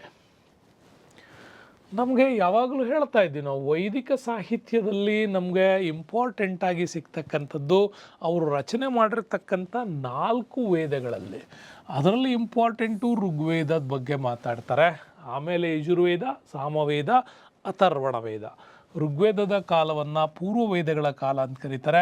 ಯಜುರ್ವೇದ, ಸಾಮವೇದ, ಅಥರ್ವಣ ವೇದಗಳ ಕಾಲವನ್ನು ಉತ್ತರ ವೇದ ಕಾಲ ಅಂತಲೂ ಕೂಡ ಕರೀತಾರೆ. ಹಾಗಾಗಿ ವೇದ ಕಾಲ ಅಂತಕ್ಕಂಥದ್ದು ಋಗ್ವೇದ ಮೊದಲು ರಚನೆಯಾಗಿರೋದ್ರಿಂದಾಗಿ ಅದರ ಅವಧಿಯನ್ನು ಪೂರ್ವ ವೇದಗಳ ಕಾಲ ಅಂತ ಕೂಡ ಕರೆದದ್ದು. ಉಳಿದ 3 ವೇದಗಳನ್ನು ಯಜುರ್ವೇದ, ಸಾಮವೇದ, ಅಥರ್ವಣ ವೇದಗಳನ್ನು ಅನಂತರ ರಚನೆಯಾಗಿರೋದು. ಇದನ್ನು ಉತ್ತರ ವೇದಗಳ ಕಾಲ ಅಂತ ಕರೀತಾರೆ. ಭಾಳಷ್ಟು ಜನರು ನೆನ್ಪಿಟ್ಕೊಳ್ಳಿ, ಋಗ್ವೇದದ ಕಾಲದಿಂದ ಯಜುರ್ವೇದ, ಸಾಮವೇದ, ಅಥರ್ವಣ ವೇದದ ಕಾಲಕ್ಕೆ ಇಲ್ಲಿ ಜನರ ಸಾಮಾಜಿಕ ಜೀವನ ಬದಲಾವಣೆ ಆಗಿದೆ. ಇಲ್ಲಿ ಜನರ ಆರ್ಥಿಕ ಜೀವನ ಬದಲಾವಣೆ ಆಗಿದೆ. ಇಲ್ಲಿ ಜನರ ಧಾರ್ಮಿಕ ನಂಬಿಕೆಗಳು ಬದಲಾವಣೆ ಆಗಿದೆ. ವ್ಯಾಪಾರ ವಾಣಿಜ್ಯ ಭಾಳ ವಿಸ್ತೃತವಾಗಿ ಬದಲಾವಣೆ ಇದೆ. ಹೆಚ್ಚು ಕಡಿಮೆ ನಮಗೆ 600ರಿಂದ 1000 ವರ್ಷಗಳ ಗ್ಯಾಪ್ ಇದೆ ಈ 2 ವೇದಗಳ ಮಧ್ಯೆ. ಈ ಗ್ಯಾಪಲ್ಲಿ ಬಹಳಷ್ಟು ರೀತಿಯಲ್ಲಿ ಸಮಾಜ ಏನಾಗಿರುತ್ತೆ, ಬದಲಾವಣೆ ಆಗಿರುತ್ತೆ. ಹಾಗಾಗಿ ಋಗ್ವೇದ ಕಾಲದ ಆರ್ಥಿಕ, ಸಾಮಾಜಿಕ, ಧಾರ್ಮಿಕ ಮತ್ತು ವ್ಯಾಪಾರ ವಾಣಿಜ್ಯಗಳೇ ಬೇರೆ. ಯಜುರ್ವೇದ ಸಾಮವೇದ ಅಥರ್ವಣದ ಬೇಡಿಕೆಗಳೇ ಬೇರೆ. ಹಾಗಾಗಿ ಅಧ್ಯಯನ ಮಾಡುವಾಗ ಇದನ್ನು 2 ಕಾಲಗಳಾಗಿ ಏನು ಮಾಡ್ತಾರೆ, ಡಿವೈಡ ಮಾಡ್ತಾರೆ. ಏನು ಋಗ್ವೇದಕ್ಕೆ ಬಂದರೆ ಬಹಳ ಸರಿ ಇದ್ರ ಬಗ್ಗೆ ನಿಮಗೆ ಗೊತ್ತಿರ್ತದೆ. ಋಗ್ವೇದ ಅಂತಕ್ಕಂಥದ್ದು ಇಂಪಾರ್ಟೆಂಟಾಗಿ ಏನೇನು ಹೇಳ್ತಾರೆ ಅಂದರೆ, ಋಗ್ವೇದ ಮೊಟ್ಟ ಮೊದಲು ರಚನೆಯಾದಂಥ ವೇದ ಅಂತ ಕೂಡ ಹೇಳ್ತಾರೆ. ಮೊಟ್ಟ ಮೊದಲು ರಚನೆಯಾಗಿರ್ತಕ್ಕಂಥ, ನೀವು ರಚನೆಯಾಗಿರೋದು ಅಂದ ತಕ್ಷಣ ನೀವು ಯಾವುದೋ ರಿಟರ್ನ್ ರೆಕಾರ್ಡ್ಸ್ ಇದೆ ಅಂತಲ್ಲ. ಋಗ್ವೇದಗಳು ಕೇವಲ ಮೊದಲು 1028 ಸ್ತೋತ್ರಗಳಿಂದ ಬಾಯಿಂದ ಬಾಯಿಗೆ ಮೌಖಿಕವಾಗಿ ಬಂದಂಥದ್ದು. ಆ ನಂತರದಲ್ಲಿ ಇಲ್ಲಿ ರಚನೆಯಾಗಿರ್ತಕ್ಕಂಥದ್ದು. ಅದನ್ನೇ ನಮ್ಗೆ ಹೇಳ್ತಾರೆ ಮ್ಯಾಕ್ಸ್ ಮುಲ್ಲರ್ ಅವರು, ಋಗ್ವೇದವನ್ನು ಮನುಕುಲದ ಪ್ರಥಮ ಗ್ರಂಥ ಅಂತ ಕೂಡ ಕರೀತಾರೆ. ಯಾಕೆಂದರೆ ಬೇರೆ ದೇಶಗಳಲ್ಲೆಲ್ಲ ಇನ್ನು ಸಂಜ್ಞೆಗಳು ನಡೆಯುವ ಟೈಮಲ್ಲಿ ಭಾರತದಂಥ ಆರ್ಯವರ್ಥದಲ್ಲಿ ಶಬ್ದಗಳ ಉಲ್ಲೇಖ ಇತ್ತು ಅಂತ ಕೂಡ ಮ್ಯಾಕ್ಸ್ ಮುಲ್ಲರ್ ಹೇಳಿರೋದರಿಂದಾಗಿಯೇ ಈ ಒಂದು ಮನುಕುಲದ ಪ್ರಥಮ ಗ್ರಂಥ ಅಂತಲೂ ಕೂಡ ಅದನ್ನು ಹೇಳಲಾಗುತ್ತೆ. ಆನಂತರ ಇದರ ಉಪವೇದಗಳಿಗೆ ಬರ್ತದೆ. ಉಪವೇದಗಳಲ್ಲಿ ಋಗ್ವೇದದ ಉಪವೇದ ಆಯುರ್ವೇದ, ಇದರ ಮೇಲೆ ರಚನೆಯಾದಂತಹ ವಿಶ್ಲೇಷಣೆಗಳನ್ನು ಬ್ರಾಹ್ಮಣಕಗಳು ಅಂತ ಕರಿತೀವಿ. ಅದಕ್ಕೆ ಐತಿರೇಯ ಮತ್ತು ಕೌಶಿಕತಿ ಪೂರ್ಣ ನಮಗೆ ಋಗ್ವೇದದ ವಿವರಗಳನ್ನು ಅದೇನು ಮಾಡುತ್ತೆ, ಕೊಡುತ್ತೆ. ಹಾಗಾಗಿ 1028 ಸ್ತೋತ್ರಗಳ ಮೇಲೆ ಬರೆದಿರ್ತಕ್ಕಂತಹ ಐತಿರೇಯ ಬ್ರಾಹ್ಮಣಕ ಮತ್ತು ಕೌಶಿಕತಿ ಇದೆ. ಮತ್ತು ಆ ಕಾಲಕ್ಕೆ ಡೆವಲಪ್ಮೆಂಟ್ ಆಗಿರ್ತಕ್ಕಂಥ ಆಯುರ್ವೇದ ಋಗ್ವೇದದ ಉಪವೇದ ಅಂತಲೂ ಕೂಡ ಕರೀತಾರೆ. ಹಾಗಾಗಿ ಇವು ಇಂಪಾರ್ಟೆಂಟಾಗಿ ಒಂದಿಷ್ಟು ವಿಚಾರ ಋಗ್ವೇದದ ಬಗ್ಗೆ ತಿಳ್ಕೋಬೇಕು. ಇನ್ನೂ ಡೀಟೇಲ್ಗಳು ನಿಮಗೆ ಸಿಗ್ತಾ ಹೋಗುತ್ತೆ. ನೆಕ್ಸ್ಟ್ ಬರ್ತೀವಿ ಸಾಮವೇದ. ಸಾಮವೇದದನ್ನು ಸಂಗೀತದ ವೇದ ಅಂತಲೇ ಕರೀತಾರೆ. ಸಂಗೀತದ ಆಲಾಪಗಳನ್ನು ಒಳಗೊಂಡಿದೆ. ಯಾವ ಸಂಗೀತಕ್ಕೆ ಇವರು ಆಲಾಪಗಳನ್ನು ಹೆಂಗೆ ಹಾಕಿದರು ಅಂತಂದರೆ, ಋಗ್ವೇದಗಳನ್ನು ಪೂಜಾ ವಿಧಾನದಲ್ಲಿ ಹೇಳಲಿಕ್ಕೆ ಸಾಧ್ಯವಾಗದೇ ಇದ್ದಾಗ ಋಗ್ವೇದದಲ್ಲಿ ಬರ್ತಕ್ಕಂಥ ಮಂತ್ರಗಳನ್ನು ಅವುಗಳನ್ನು ಒಂದು ವೈಜ್ಞಾನಿಕ ರೀತಿಯಲ್ಲೇ ಉಚ್ಚಾರಣೆ ಮಾಡುವಂಥ ಪರಿಕಲ್ಪನೆಗಳು ಶುರುವಾಯಿತು ಅಂತ. ವೈಜ್ಞಾನಿಕ ರೀತಿಯಲ್ಲಿ ಅಂತಂದರೆ ನಿಮಗೆ ಶ್ವಾಸಕ್ಕೆ ಸಂಬಂಧಪಟ್ಟಂಥ, ನಾಭಿಗೆ ಸಂಬಂಧಪಟ್ಟಂತಹ, ಮಾನಸಿಕವಾಗಿ ಸಂಬಂಧಪಟ್ಟಂಥ ವಿಚಾರಗಳು ಈ ಉಲ್ಲೇಖದಲ್ಲಿ ಬರ್ತವೆ. ಹಾಗಾಗಿ ಇಲ್ಲಿ ಸಂಗೀತ ಶಾಸ್ತ್ರದ ಬೆಳವಣಿಗೆಗೆ ಬಹಳ ಉಪಯುಕ್ತವಾಗಿರೋದೇ ಈ ಸಾಮವೇದ. ಹಾಗಾಗಿ ಇದಕ್ಕೆ ಉಪವೇದವಾಗಿ ಗಂಧರ್ವ ವೇದ ಬರುತ್ತೆ. ಬ್ರಾಹ್ಮಣಕಗಳು ಅಂತಂದರೆ ಇದರಲ್ಲಿ ಷಡ್ವಂತ, ಜೈಮಿನಿಯ ಮತ್ತು ಛಂದೋಗ್ಯ ಬರ್ತವೆ. ಇವು 3 ಕೂಡ ಬಹಳ ಇಂಪಾರ್ಟೆಂಟ್ ಆಗಿರ್ತಕ್ಕಂಥ ಸಾಮವೇದದ ಎಕ್ಸ್ಪ್ಲನೇಷನ್ ಸಿಗ್ತದೆ. ಹಾಗಾಗಿ ನೆನಪಿಟ್ಕೊಳ್ಳಿ, 2 ಪ್ರಮುಖವಾಗಿರ್ತಕ್ಕಂಥ ವೇದಗಳ ನಂತರದಲ್ಲಿ ನಾವು ನೋಡ್ತಕ್ಕಂಥದ್ದು ಯಜುರ್ವೇದ. ನಿಮಗೆ PUC ಬುಕ್ಕಿನಲ್ಲಿ ಯಾವುದೂ ಇಲ್ಲ, ಆದರೆ ತಿಳ್ಕೊಳ್ಬೇಕು ಅನ್ನೋ ಕಾರಣಕ್ಕೋಸ್ಕರ ಹೇಳ್ತಾ ಇದ್ದೀನಿ. ಯಜುರ್ವೇದದ ಕಲ್ಪನೆಯಲ್ಲಿ ಯಜ್ಞಗಳ ಕಾರ್ಯವಿಧಾನಗಳನ್ನು ತಿಳಿಸುವಂಥದ್ದು, ಹೇಗೆ ಯಜ್ಞಗಳನ್ನು ಮಾಡಬೇಕು, ಯಜ್ಞಗಳನ್ನು ಹೇಗೆ ಸಾಂಗೋಪಾಂಗವಾಗಿ ಮುಗಿಸ್ಬೇಕು, ಯಾವ ಥರದ ಉಚ್ಚಾರಣೆಗಳು ಮಂತ್ರಗಳು ಅಗತ್ಯ ಇರುತ್ತೆ ಅನ್ನೋದನ್ನು ಎಕ್ಸ್ಪ್ಲೈನ್ ಮಾಡಿರೋದೇ ಈ ಯಜುರ್ವೇದ. ಯಜುರ್ವೇದದಲ್ಲಿ 2 ವಿಧ ಇದೆ. ಒಂದು ಶುಕ್ಲ ಯಜುರ್ವೇದ, ಇನ್ನೊಂದು ಕೃಷ್ಣ ಯಜುರ್ವೇದ ಅಂತ ಕರಿತೀವಿ. ಈ 2 ವಿಭಾಗಗಳಲ್ಲಿ ಇದರ ಚರ್ಚೆಗಳು ನಡೀತವೆ. ಇದೇ ಯಜುರ್ವೇದಕ್ಕೆ ಉಪವೇದ ಬಂತಂದರೆ ಅದನ್ನು ಧನುರ್ವೇದ, ಇದರ ಉಪವೇದ. ಇದ್ರ ಮೇಲೆ ಬರೆದಿರ್ತಕ್ಕಂಥ ಬ್ರಾಹ್ಮಣಕ, ತೈತ್ರಿಯ ಮತ್ತು ಶತಪಥ ಅಂತ ಕೂಡ ಕರಿತೀವಿ. ಇದು ಅದ 2ರ ಬ್ರಾಹ್ಮಣಕ ಅಂತ ಹೇಳ್ತೀವಿ. ಇನ್ನು ಅಥರ್ವಣ ವೇದಕ್ಕೆ ಬಂದರೆ, ಅಥರ್ವಣ ವೇದವನ್ನು ಮಾಟ, ಮಂತ್ರ, ತಂತ್ರ ವಿದ್ಯೆಗಳನ್ನು ಒಳಗೊಂಡಿರ್ತಕ್ಕಂಥ ಅವುಗಳ ಆಚಾರ ವಿಚಾರಗಳನ್ನು ತಿಳಿಸೋದೇ ಅಥರ್ವಣ ವೇದ. ಅದಷ್ಟೇ ಅಲ್ಲ, ಯಾಕೆಂದರೆ ಅಥರ್ವ ಮಹರ್ಷಿಯಿಂದ ಇದು ರಚನೆ ಆಗಿರೋದು. ಇವುಗಳ ಮೇಲೆಲ್ಲ ವಿಶ್ಲೇಷಣೆ ಬದಲಾವಣೆಯ ಆದಂಥ ಕಾಲಕ್ಕೆ ಹೇಗೆ ವಿಧಾನಗಳು ಬದಲಾವಣೆ ಆಗಬೇಕು ಅನ್ನೋದನ್ನು ಎಕ್ಸ್ಪ್ಲೈನ್ ಮಾಡಿರೋದೇ ಅಥರ್ವ ಮಹರ್ಷಿಯವರು. ಹಾಗಾಗಿ ಇದರಲ್ಲೂ ಕೂಡ 20 ಅಧ್ಯಾಯಗಳಿದೆ, 5687 ಮಂತ್ರಗಳಿವೆ. ಅವುಗಳನ್ನು ಇಟ್ಕೊಂಡ್ಬಿಟ್ಟು ಇದನ್ನು ರೆಡಿ ಮಾಡಲಾಗಿದೆ. ಇದರ ಉಪವೇದ ಬಂದುಬಿಟ್ಟು ಶಿಲ್ಪವೇದ ಇದೆ. ಇದರ ಬ್ರಾಹ್ಮಣಕ ಬಂದುಬಿಟ್ಟು ಗೋಪಥ ಅಂತ ಕೂಡ ಕರಿತೀವಿ. ಇವೆಲ್ಲ ಈ ನಮ್ಮ ಅಥರ್ವಣ ವೇದದ ಒಂದು ಉಪವೇದ ಮತ್ತು ಬ್ರಾಹ್ಮಣಕ ಆಗುತ್ತೆ. ಇನ್ನು ಯಜುರ್ವೇದದ್ದು ಬಂದರೆ ಧನುರ್ವೇದ ಬರ್ತದೆ. ಓಕೆ, ಹೀಗಾಗಿ ನೀವು ಎಕ್ಸ್ಪ್ಲನೇಷನ್ಸ್ನ ಚೆನ್ನಾಗಿ ತಿಳ್ಕೋಬೇಕು. ನೆಕ್ಸ್ಟ್ ಬರೋಣ. ಹಂಗಾರೆ ವೇದಗಳನ್ನು ನಾವು ನೋಡಿದ್ವಿ. ವೇದಗಳನ್ನು ಕಲಿಬೇಕು ಅಂತಂದರೆ ವೇದಾಂಗಗಳು ಚೆನ್ನಾಗಿ ಗೊತ್ತಿರಬೇಕು. ಯಾರು ವೇದಾಂಗಗಳ ಮೇಲೆ ಹಿಡಿತವನ್ನು ಸಾಧಿಸ್ತಿರೋ ಅವರು ವೇದಗಳನ್ನು ಅಧ್ಯಯನ ಮಾಡಲಿಕ್ಕೆ ಅವನು ರೆಡಿ ಆಯಿತು ಅಂತ, ಮೆಂಟಲಿ ಪ್ರಿಪರೇಷನ್ ಆಯಿತು ಅಂತ. ಯಾಕೆ ಅಂತಂದರೆ ಕೇಳಿಸಿಕೊಳ್ಳುವುದು ಎಷ್ಟು ಇಂಪಾರ್ಟೆಂಟೋ ಅದನ್ನು ಮನನ ಮಾಡುವುದು ಅಷ್ಟೇ ಇಂಪಾರ್ಟೆಂಟ್. ಆನಂತರ ನೀವು ಎಕ್ಸ್ಪ್ಲನೇಷನ್ಸ್ ಕೊಡಬೇಕು, ಆನಂತರ ಬರವಣಿಗೆ ಬರಬೇಕು. ನಮ್ಮಲ್ಲಿ ಕಲಿಕಾ ವಿಧಾನವೇ ತಪ್ಪಾಗ್ಬಿಟ್ಟಿದೆ. ಅದಕ್ಕೆ ನಾನು ಹೇಳ್ತಾ ಇರ್ತೀನಿ, ಕಲಿಯೋದು LSRW ಅಂತ ನಮ್ಮಲ್ಲಿ ಸೈಕಾಲಜಿಸ್ಟ್ಗಳು ಹೇಳ್ಕೊಡೋದೇ ಇದನ್ನ. ಫಸ್ಟು ಲಿಸ್ನಿಂಗ್ ಚೆನ್ನಾಗಿರ್ಬೇಕು ಮಗುದು. ಓಕೆ, ಲಿಸ್ನಿಂಗ್ ಆದ ಮೇಲೆ ಅದು ಮನನ ಮಾಡಿಕೊಂಡು ಸ್ಪೀಕಿಂಗ್ ಮಾಡೋದನ್ನು ಕಲಿಬೇಕು. ಆಮೇಲೆ ರೀಡ್ ಮಾಡಬೇಕು, ಓದಬೇಕು, ಆಮೇಲೆ ರೈಟಿಂಗ್ ಅಂತ ಕರಿತೀವಿ ನಾವು. ಹಾಗಾಗಿ ಎಜುಕೇಷನ್ ಪಡೆಯೋದು ಅಂತಂದರೆ LSRW ಅಂತ ಒಂದು ವಿಧಾನಗಳಿದೆ. ಸೈಕಾಲಜಿಯಲ್ಲಿ ಇದನ್ನೇ ಹೇಳ್ಕೊಡ್ತಾರೆ. ಮಗುವಿಗೆ ಫಸ್ಟ್ ಲಿಸ್ನಿಂಗ್ ಹೇಳ್ಕೊಡಿ, ಆಮೇಲೆ ಸ್ಪೀಕಿಂಗ್ ಮಾಡಬೇಕದು. ಕೇಳಿದ್ದನ್ನು ಹೇಳಬೇಕು ಅಂದರೆ ಅದ್ರಲ್ಲಿ ವಿಶ್ಲೇಷಣೆ ಮಾಡಿರುತ್ತೆ. ನೆಕ್ಸ್ಟು ಅದು ರೈಟಿಂಗ್ ಮಾಡಬೇಕು, ಆಮೇಲೆ ರೀಡಿಂಗ್ ಮಾಡಬೇಕು, ಆಮೇಲೆ ರೈಟಿಂಗ್. ಬಟ್ ನಮ್ಮಲ್ಲಿ ಮಕ್ಕಳಿಗೆ ಡೈರೆಕ್ಟ್ ಎಲ್ಲಿ ಬರ್ತಾಯಿದ್ದೀವಿ ನಾವು, ರೀಡಿಂಗಿಗೆ ಬರ್ತಾಯಿದ್ದೀವಿ, ನೆಕ್ಸ್ಟ್ ರೈಟಿಂಗಿಗೆ ಬರ್ತಾಯಿದ್ದೀವಿ. ಡೈರೆಕ್ಟ್ ಇಲ್ಲಿಗೆ ಆ ಬರಿ ಅಂತ ಇಲ್ಲಿಗೆ ತರ್ತಾ ಇದ್ದೀವಿ. ಹಾಗಾಗಿ ಎಲ್ಲ ಉಲ್ಟಾ. ಈ ಉಲ್ಟಾ ಪದ್ಧತಿಯಿಂದಾಗಿಯೇ ಮಕ್ಕಳು ಸ್ಟ್ರೆಸ್ಸಿಗೆ ಒಳಗಾಗ್ತಾರೆ. ಅದು ಹಾಗಾಗಿ ನೆನಪಿಟ್ಕೊಳ್ಳಿ, ಫಸ್ಟ್ ಲಿಸ್ನಿಂಗು, ಆಮೇಲೆ ಸ್ಪೀಕಿಂಗು, ಆಮೇಲೆ ರೀಡಿಂಗು, ಆಮೇಲೆ ರೈಟಿಂಗ್.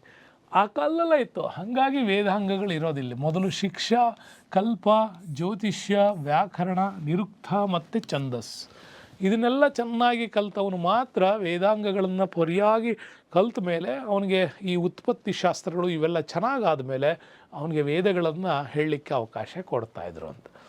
ಇನ್ನು ಉಪನಿಷತ್ಗಳು ಅಂತಂದರೆ ಗುರುವಿನ ಬಳಿ ಕುಳಿತುಕೋ ಅನ್ನುವಂಥ ಅರ್ಥವನ್ನು ಕೊಡುತ್ತೆ.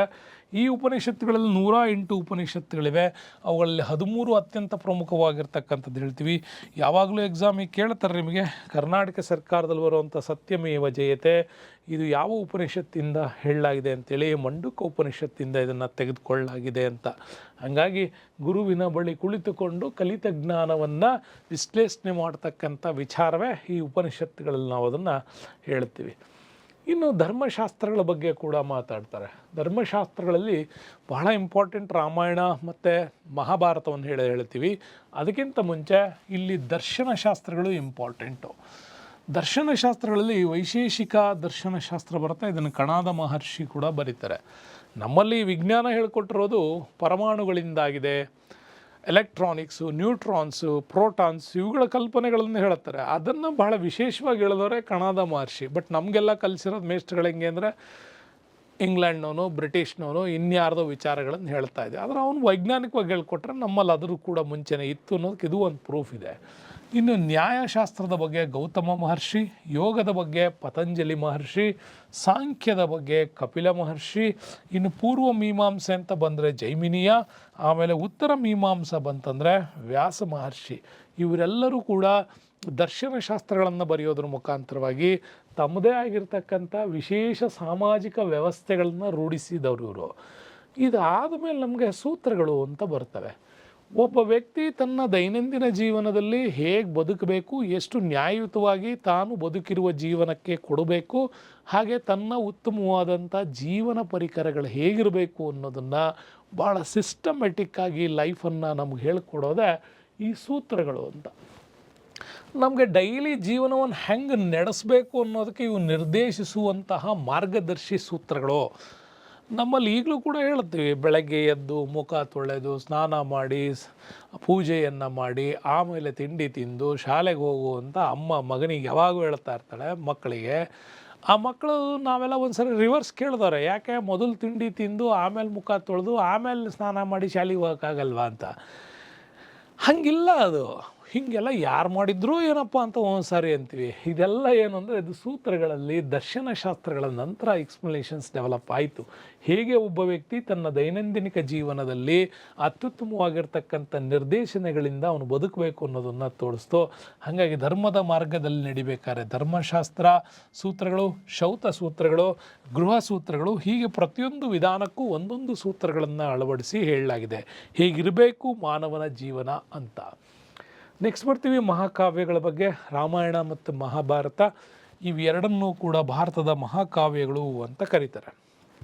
ಭಾಳಷ್ಟು ಜನ ನನಗೆ ಕೇಳ್ತಾರೆ, ಸರ್ ಇವೇ ಎರಡನ್ನು ಯಾಕೆ ಮಹಾಕಾವ್ಯಗಳು ಅಂದರು, ಇದಕ್ಕಿಂತ ಬೇರೆ ಬೇರೆವೆಲ್ಲ ಆ ಕಾಲಕ್ಕೆ ರಚನೆ ಆಗಿರೋನು ಯಾವನ್ನೂ ಕರೆದಿಲ್ಲ, ಇವೆರಡನ್ನು ಯಾಕೆ ಹೇಳಿದ್ರು ಅಂತ. ನೋಡಿ, ರಾಮಾಯಣ ಬರೆದಂತಹ ವಾಲ್ಮೀಕಿ ಮಹರ್ಷಿ ಏನಿದ್ದಾರೆ ಅವರು, ಪ್ಲಸ್ಸು ವ್ಯಾಸ ಮಹರ್ಷಿ ಏನಿದ್ದಾರೆ, ಈ ವ್ಯಾಸ ಮಹರ್ಷಿ ಏನಿದ್ದಾರೆ, ಇವರಿಬ್ಬರು ಜೀವನದ ಕಲ್ಪನೆಗಳನ್ನು ಭಾಳ ಸುಂದರವಾಗಿ ಕೊಟ್ಟವರು. ನಿಮಗಿವತ್ತು ದೈನಂದಿನ ಜೀವನದ ಯಾವುದೇ ಸಮಸ್ಯೆಗಳಿದೆ ಅಂದರೆ ನೆನ್ಪಿಟ್ಕೊಳ್ಳಿ, ನಿಮಗೆ ಯಾವುದೇ ರೀತಿಯಾಗಿರ್ತಕ್ಕಂಥ ಮಾನಸಿಕ ಸಮಸ್ಯೆಗಳು, ದೈಹಿಕ ಸಮಸ್ಯೆಗಳು ಅಥವಾ ಯಾವುದೇ ರೀತಿಯ ಸಮಸ್ಯೆಗಳಿದ್ದರೆ ಅದಕ್ಕೆ ಪರಿಹಾರ ಏನು ಅಂತ ನೀವು ನೋಡೋದಾದರೆ, ಎಂಥ ಪರಿಸ್ಥಿತಿಗಳಲ್ಲಿ ಹೆಂಗೆ ಇದನ್ನು ಪರಿಹಾರ ಮಾಡ್ಕೊಳ್ಬೋದು ಅಂತ ನೋಡಿದ್ರೆ ಅವೆಲ್ಲದಕ್ಕೂ ಎಕ್ಸ್ಪ್ಲನೇಷನ್ಸ್ ಕೊಡುತ್ತೆ ರಾಮಾಯಣ ಮತ್ತು ಮಹಾಭಾರತ. ಸದೃಢ, ಸುಶಿಕ್ಷಿತ, ಭಾಳ ಸುಂದರವಾದ ಜೀವನವನ್ನು ಕಟ್ಕೊಳ್ಳೋದು ಹೆಂಗೆ ಅಂತ ಹೇಳ್ಕೊಟ್ಟಿರವೆ ಇವೆರಡು, ಬೇರೆ ಯಾವುದೂ ಇಲ್ಲ. ನಿಮಗೆ ಮಹಾಭಾರತದಲ್ಲಿ ಬರೋ ಒಂದೇ ಒಂದು ಕಾನ್ಸೆಪ್ಟ್ ಇದೆ, ಭಗವದ್ಗೀತೆ ಇದೆಯಲ್ಲ, ಈ ಭಗವದ್ಗೀತೆ ಒಂದೇ ಸಾಕು ನಿಮಗೆ ಜೀವನದ ಬಹಳಷ್ಟು ಸಮಸ್ಯೆಗಳಿಗೆ ಅದು ಉತ್ತರ ಕೊಡುತ್ತೆ. ಹೇಗೆ ಅಂತ, ಕರ್ಮಣ್ಯೇವಾಧಿಕಾರಸ್ಥೆ ಅನ್ನೋದೇನು ಹೇಳ್ತಾನಲ್ಲ, ನೀವು ಮಾಡುವ ಕಾರ್ಯ ಹೆಂಗಿರಬೇಕು, ಅದು ಹೇಗಾಗತ್ತೆ, ಅದರ ರಿಸಲ್ಟ್ ಏನು, ಹೆಂಗೆ, ಅದನ್ನ ಪ್ರಕಾರ ಆಚೆ ಏನೂ ಇಲ್ಲ ನಮಗೆ. ಹಾಗಾಗಿ ಈ ಎರಡೂ ಕಾವ್ಯಗಳು ಕೊಟ್ಟಿರತಕ್ಕಂಥ ವಿಚಾರಗಳು ಇವತ್ತಿನಕ್ಕಲ್ಲ, ಇನ್ನೂ ಎಷ್ಟೋ ಸಹಸ್ರ ವರ್ಷಗಳು ಹೋದರೂ ಮನುಷ್ಯನ ಜೀವನದ ಸಮಸ್ಯೆಗಳು ಇದು ಪರಿಹಾರ ಕೊಡ್ತವೆ. ಹಾಗಾಗಿ ಈ ಎರಡು ಕಾವ್ಯಗಳನ್ನು ಮಹಾಕಾವ್ಯಗಳು ಅಂತಲೂ ಕೂಡ ಕರೆದಿರೋದು. ಇನ್ನು ಸ್ಮೃತಿಗಳಿದ್ದಾವೆ ನಮ್ಮಲ್ಲಿ, ಭಾಳಷ್ಟು ರೀತಿಯ ಸ್ಮೃತಿಗಳಿವೆ. ಯಜ್ಞವಲ್ಕ ಸ್ಮೃತಿ, ನಾರದ ಸ್ಮೃತಿ, ಮನುಸ್ಮೃತಿ, ಬೃಹಸ್ಮೃತಿ ಇವೆಲ್ಲ ಇದ್ದಾವೆ. ಇವೆಲ್ಲವೂ ಕೂಡ ಜೀವನ ನಿರ್ದೇಶನ ಮಾಡಲಿಕ್ಕೆ ಬಹಳ ಅತ್ಯುತ್ತಮವಾಗಿರ್ತಕ್ಕಂಥ ಆಧಾರಗಳು ಅಂತ ಕೂಡ ಹೇಳಲಾಗುತ್ತೆ. ಇಲ್ಲಿ ತನಕ ನಾನು ಏನು ಹೇಳಿದೆ ಅದು ನಿಮ್ಮ PUC ಪುಸ್ತಕದಲ್ಲಿಲ್ಲ, ಸೊ ನಿಮಗೆ ಎಕ್ಸ್ಟ್ರಾ ಇದ್ರ ಬಗ್ಗೆ ಇರಲಿ ಅಂತ ಕೂಡ ಹೇಳಿದ್ದೀನಿ. ಇದರ ಇನ್ನೂ ವಿವರವಾದಂಥ ವಿಡಿಯೋಗಳು ನಿಮಗೆ ಬೇರೆ ಬೇರೆ ಕಡೆ ಸಿಗ್ತವೆ. ಅದರಲ್ಲೂ ನನ್ನದೇ ವಿಡಿಯೋಗಳು ನೋಡಬೇಕು ಅಂದರೆ ಸ್ಫೂರ್ತಿ ಅಕಾಡೆಮಿಯಲ್ಲಿ ಕೂಡ ಸಿಗುತ್ತೆ, ಸಾಧನದಲ್ಲೂ ಕೂಡ ನಿಮಗದು ಸಿಗತ್ತೆ. ನೆಕ್ಸ್ಟ್ ಬರೋಣ, ಆರ್ಯರ ಋಗ್ವೇದ ಕಾಲಕ್ಕೆ ಬರೋಣ. ಆರ್ಯರ ಒಂದು ರಾಜಕೀಯ ಸ್ಥಿತಿಗಳನ್ನು ನೀವು ಋಗ್ವೇದ ಕಾಲದಲ್ಲಿ ಹೆಂಗಿತ್ತು ಮತ್ತು ಉತ್ತರ ವೇದ ಕಾಲಗಳಲ್ಲಿ ಹೆಂಗೆ ಬದಲಾವಣೆ ಆಯಿತು ಅನ್ನೋದನ್ನು ನೀವಿಲ್ಲಿ ತಿಳ್ಕೋಬೇಕು. ಋಗ್ವೇದದ ಕಾಲಕ್ಕೆ ಬಂದರೆ ಮೊದಲು ಭಾರತದಲ್ಲಿ ಆರ್ಯರ ವ್ಯವಸ್ಥೆಗಳು ಶುರುವಾಗಿದ್ದೆ ಬುಡಕಟ್ಟುಗಳಿಂದ. ಹಲವಾರು ರೀತಿಯ ಬುಡಕಟ್ಟುಗಳಿಗೆ ಒಂದೊಂದು ಹೆಸರುಗಳನ್ನು ಕೊಟ್ಟು ಆ ಬುಡಕಟ್ಟುಗಳ ಜೀವನವನ್ನು ಮಾಡ್ತಾಯಿದ್ರು. ಆಯಾ ಬುಡಕಟ್ಟುಗಳು ಅವ್ರದ್ದೇ ಆಗಿರ್ತಕ್ಕಂಥ ಆಡಳಿತ ವ್ಯವಸ್ಥೆಯನ್ನು ಒಳಗೊಂಡಿದ್ದು. ಇಲ್ಲಿಂದ ಶುರುವಾದಂಥ ಇವರ ಬುಡಕಟ್ಟು ವ್ಯವಸ್ಥೆಯನ್ನು ಜನ ಅಂತೇಳಿ ಕರೀತಾಯಿದ್ರು, ಅಥವಾ ಜನಪದ ಅಂತಲೂ ಕೂಡ ಅದನ್ನು ಹೇಳುತ್ತಾರೆ. ಹೀಗೆ ಡೆವಲಪ್ ಆಯಿತು. ಪ್ರತಿಯೊಂದು ಬುಡಕಟ್ಟಿಗೂ ಒಬ್ಬೊಬ್ಬ ಮುಖ್ಯಸ್ಥ ಇರ್ತಾಯಿದ್ದ. ಆ ಮುಖ್ಯಸ್ಥನನ್ನು ರಾಜನ್ ಅಂಥೇಳಿ ಉಲ್ಲೇಖ ಮಾಡ್ತಾಯಿದ್ರು. ಬುಡಕಟ್ಟುಗಳಿದ್ದು ಬುಡಕಟ್ಟುಗಳನ್ನು ಜನಪದ ಅಂತ ಕರಿತಾಯಿದ್ರು. ಪ್ರತಿ ಬುಡಕಟ್ಟಿಗೂ ಒಬ್ಬೊಬ್ಬ ಮುಖ್ಯಸ್ಥ, ಅವನನ್ನು ರಾಜನ್ ಅಂಥೇಳಿ ಕರಿತೀವಿ. ಈ ರಾಜನ್ ಕೆಲಸ ಏನು ಅಂತಂದರೆ, ಅವನು ಇಡೀ ಬುಡಕಟ್ಟುಗಳನ್ನು ಆತ ಎಲ್ಲ ರೀತಿಯಲ್ಲೂ ಸಂರಕ್ಷಣೆ ಮಾಡಬೇಕು. ಓಕೆ, ಸಂರಕ್ಷಣೆ ಮಾಡುವಂತಹ ಕೆಲಸ ಈ ರಾಜನ್ಗೆ ಸಲ್ತಾ ಇತ್ತು. ಹಾಗಾಗಿ ಮತ್ತು ಈ ರಾಜನ್ ಎಷ್ಟು ದೊಡ್ಡ ಶ್ರೀಮಂತ ಅಂಥೇಳಿ ಇವನನ್ನು ಲೆಕ್ಕಾಚಾರ ಆಗ್ತಾ ಇದ್ದಿದ್ದು ಯಾವುದರ ಆಧಾರದ ಮೇಲೆ ಅಂದರೆ, ಅವನು ಎಷ್ಟು ಗೋವುಗಳ ಒಡೆಯ ಅನ್ನೋದರ ಆಧಾರದ ಮೇಲೆ ಅವನ ಶ್ರೀಮಂತಿಕೆಯನ್ನು ಲೆಕ್ಕ ಹಾಕ್ತಾಯಿದ್ರು. ನೆನಪಿಟ್ಕೊಳ್ಳಿ, ಇವಾಗೂ ಸಾವಯವ ಕೃಷಿ ಅಂತ ಪದ್ಧತಿಗಳು ರಿಟರ್ನ್ಸ್ ಆಗ್ತಾಯಿದೆ. ವಿಲಿಯಂ ಶೇಕ್ಸ್ಪಿಯರ್ ಹೇಳೋದೆ ಅದನ್ನೇ, man cannot be creates on its only history can repeats ಅಂತ ಹೇಳ್ತಾವಲ್ಲ. ಹಾಗಾಗಿ ಇತಿಹಾಸ ಮರುಕಳಿಸ್ತಾ ಇದೆ. ಸಾವಯವ ಕೃಷಿ ಕಡೆ ಮನುಷ್ಯ ಬದಲಾಗ್ತಾ ಇದ್ದಾನೆ ಅಂದರೆ ಅದರ ಅರ್ಥ ಈಗ ಮತ್ತೆ ಆರ್ಯರ ಶ್ರೀಮಂತಿಕೆಯ ಕಾಲ ಬರ್ಬೋದು ಅಂತ. ಎಷ್ಟು ಹಸುಗಳನ್ನು ಹೊಂದಿದ್ದಾನೆ ಅನ್ನೋದರ ಆಧಾರದ ಮೇಲೆ ಇದನ್ನು ಹೇಳ್ತಾ ಇದ್ರು. ನೀವು ಕೂಡ ಹಳೆ ಚಿತ್ರಗಳಲ್ಲಿ ಬಬ್ರುವಾಹನ ಚಿತ್ರಗಳನ್ನು ನೋಡಿದ್ರೆ ಗೊತ್ತಾಗುತ್ತೆ, ಅಲ್ಲಿ ಹಸುಗಳನ್ನು ಕದಿಯುವಂಥದ್ದು, ಅದರ ಶ್ರೀಮಂತಿಕೆ ಹೊಡಿತಕ್ಕಂಥದ್ದೆಲ್ಲ ಅಲ್ಲಿ ನಿಮ್ಗಲ್ಲಿ ಸಿಗತ್ತೆ. ಹಾಗಾಗಿ ರಾಜನ್ ಅಂತಕ್ಕಂಥವನು ಅವನ ಶ್ರೀಮಂತಿಕೆ ಇದರ ಆಧಾರದ ಮೇಲೆ ಏನು ಮಾಡ್ತಾಯಿದ್ರು, ಅಳಿತಾಯಿದ್ರು ಅಂತ. ನೆಕ್ಸ್ಟ್ ಬರ್ತದೆ, ಹಾಗಾದರೆ ಅಲ್ಲಿರ್ತಕ್ಕಂಥ ರಾಜನ ಕೆಲಸ ಏನು? ರಾಜ ಏನು ಮಾಡಬೇಕಾಗಿತ್ತು ಅಂದರೆ, ಈ ಬುಡಕಟ್ಟಿನ ಜನರ ರಕ್ಷಣೆ ಮಾಡ್ತಕ್ಕಂಥ ಜವಾಬ್ದಾರಿ ಇತ್ತು. ಅವನೇನು ಸುಮ್ಮನೆ ರಕ್ಷಣೆ ಮಾಡ್ತಾ ಇರಲಿಲ್ಲ. ಆ ರಕ್ಷಣೆಗೋಸ್ಕರ ಅವನು ಜನರಿಂದ ಒಂದಿಷ್ಟು ಟ್ಯಾಕ್ಸ್ ರೂಪದಲ್ಲಿ ಕಾಣಿಕೆಗಳನ್ನು ಪಡಿತಾ ಇದ್ದ. ಅವರ ಸಂರಕ್ಷಣೆ ಜವಾಬ್ದಾರಿ ಹೊರ್ತಾ ಇದ್ದ. ರಕ್ಷಣೆ ಮಾಡಬೇಕು ಅಂದರೆ ಕೆಲವೊಮ್ಮೆ ಇತರ ಬುಡಕಟ್ಟುಗಳು ಕೂಡ ಇವರ ಹಸುಗಳನ್ನು ದೋಚೋದು ಅಥವಾ ಇವರ ಬುಡಕಟ್ಟಿನ ಮೇಲೆ ದಾಳಿಯನ್ನು ಮಾಡ್ತಾಯಿದ್ರು. ಅದರ ರಕ್ಷಣೆಗಾಗಿ ಇವನು ಯುದ್ಧವನ್ನು ಕೂಡ ಮಾಡಬೇಕಾಗ್ತಾ ಇತ್ತು. ಇನ್ನು ಈ ರಾಜನಿಗೆ ಕರ್ತವ್ಯಗಳನ್ನು ನಿರ್ವಹಣೆ ಮಾಡಲಿಕ್ಕೆ ಒಬ್ಬನ ಕೈಲಿ ಸಾಧ್ಯ ಇಲ್ಲ. ಅಲ್ಲಿ ಎರಡು ರೀತಿ ಪಂಗಡಗಳಿತ್ತು, ಒಂದು ಸಭಾ ಅಂತಿತ್ತು, ಇನ್ನೊಂದು ಸಮಿತಿ ಅಂತಿತ್ತು. ಬಟ್ ನಿಮ್ಮ ಪುಸ್ತಕದಲ್ಲಿ ವಿಧಾತ ಬಗ್ಗೆ ಕೂಡ ಎಕ್ಸ್ಪ್ಲನೇಷನ್ಸ್ ಇಲ್ಲ.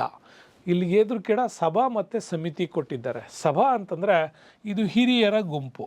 ಅಂದರೆ ನಮ್ಮಲ್ಲಿ ಏನೀಗ ರಾಜ್ಯದಲ್ಲಿ ವಿಧಾನ ಪರಿಷತ್ ಇದೆಯಲ್ಲ, ವಿಧಾನ ಪರಿಷತ್ ಕಲ್ಪನೆ, ಕೇಂದ್ರದಲ್ಲಿ ಹೋದರೆ ರಾಜ್ಯಸಭಾ ಕಲ್ಪನೆ ಇದು. ಓಕೆ, ರಾಜ್ಯಸಭಾ ಕಲ್ಪನೆ, ಹಿರಿಯರ ಗುಂಪು. ಸಮಿತಿ ಇತ್ತಲ್ಲ, ಇದು ಪರಿಣಿತರ ಗುಂಪು. ಅಂದರೆ ಪ್ರತಿ ರಾಜ್ಯದಲ್ಲಿ ಹೆಂಗೆ ಈಗ ವಿಧಾನಸಭೆ ಇದೆಯಲ್ಲ, ಹಾಗೆ ವಿಧಾನಸಭೆ ಕಲ್ಪನೆ. ಕೇಂದ್ರದಲ್ಲಾದಂದರೆ ಲೋಕಸಭೆ ಕಲ್ಪನೆ. ಓಕೆ, ಈ ಎರಡು ಕಲ್ಪನೆಗಳು ನಮಗಿಲ್ಲಿ ಸಭಾ ಮತ್ತು ಸಮಿತಿ ಕಲ್ಪನೆಗಳು ಇಲ್ಲಿ ಇತ್ತು. ಜೊತೆಗೆ ವಿಧಾತ ಅನ್ನೋದು ಇದೆ, ಮತ್ತು ಬೆಟರ್ಮೆಂಟ್ ಕಮಿಟಿ, ಹೊಸ ಕೆಲವು ಕಮಿಟಿಗಳು ಏನಿದ್ದಾವಲ್ಲ ಹಂಗಿತ್ತು, ಬಟ್ ಇಲ್ಲಿಲ್ಲ. ಹಾಗಾಗಿ ಸಭಾ ಮತ್ತು ಸಮಿತಿಗಳು ರಾಜನಿಗೆ ಆಡಳಿತದಲ್ಲಿ ಸಹಾಯ ಮಾಡೋದಕ್ಕೋಸ್ಕರವಾಗಿ ಇವು ಅಧಿಕಾರದಲ್ಲಿ ಇತ್ತು ಅಂತ ಕೂಡ ಹೇಳ್ಬೋದು. ಇವುಗಳ ಸಲಹೆ ಸೂಚನೆಗಳನ್ನು ಪಡ್ಕೊಂಡು ರಾಜ ಏನು ಮಾಡ್ತಾ ಇದ್ದ, ಅಧಿಕಾರವನ್ನು ನಿರ್ವಹಿಸ್ತಾ ಇದ್ದ. ಇನ್ನು ಬುಡಕಟ್ಟುಗಳ ಕೆಲ ಹಂತದಲ್ಲಿ ಬಂದರೆ ಇವರ ಆಡಳಿತದಲ್ಲಿ ಡಿವೈಡ್ ಮಾಡ್ತಾರೆ. ಅವರ ಇಡೀ ಬುಡಕಟ್ಟು ಜನಪದವನ್ನು ವಿಸ್ಪತಿಗಳು ಅಂತ ಮತ್ತು ಗ್ರಾಮಗಳು ಅಂತ ಕೂಡ ಡಿವೈಡ್ ಮಾಡ್ತಾ ಇದ್ದು, ಗ್ರಾಮಗಳನ್ನು ಗ್ರಾಮೀಣಿ ನೋಡ್ಕೊಳ್ತಾ ಇದ್ದ, ಹಾಗೆ ವಿಸ್ಪತಿಯನ್ನು ವಿಸ್ಪತಿ ಅಂತಲೇ ನೋಡ್ಕೊಳ್ತಾ ಇದ್ದ. ಗ್ರಾಮಗಳನ್ನು ಗ್ರಾಮೀಣಿಗಳು, ವಿಸ್ಪತಿಯನ್ನು ವಿಸ್ಪತಿಗಳು ನೋಡ್ಕೊಳ್ತಾ ಇದ್ರು. ಮತ್ತು ಅವನಿಗೆ ಸಹಾಯಕ್ಕಾಗಿ ಒಂದಿಷ್ಟು ಅಧಿಕಾರಿಗಳು ಬೇಕಲ್ಲ, ಅಧಿಕಾರಿಗಳು ಆಡಳಿತದಲ್ಲಿ ಪುರೋಹಿತ ಇರ್ತಾ ಇದ್ದ, ಸಂಘಹತ್ರಿ ಅಂತ ಬರ್ತೀವಿ, ಸೇನಾಧಿಪತಿ, ವಿಸ್ಪತಿಗಳು, ಗ್ರಾಮೀಣಿಗಳು, ಇವರೆಲ್ಲರಿಗೂ ಕೂಡ ಅರಸನ ಒಂದು ಜವಾಬ್ದಾರಿಯನ್ನು ತಮ್ಮ ಜವಾಬ್ದಾರಿ ಅಂತಲೇ ತಿಳ್ಕೊಂಡು ಇಡೀ ಬುಡಕಟ್ಟಿನ ಒಂದು ವ್ಯವಸ್ಥಿತವಾದಂಥ ಆಡಳಿತವನ್ನು ಇವರು ನಿರ್ವಹಣೆ ಮಾಡ್ತಾಯಿದ್ರು. ಓಕೆ, ಇನ್ನು ನೆಕ್ಸ್ಟ್ ಬಂದರೆ ನಮಗೆ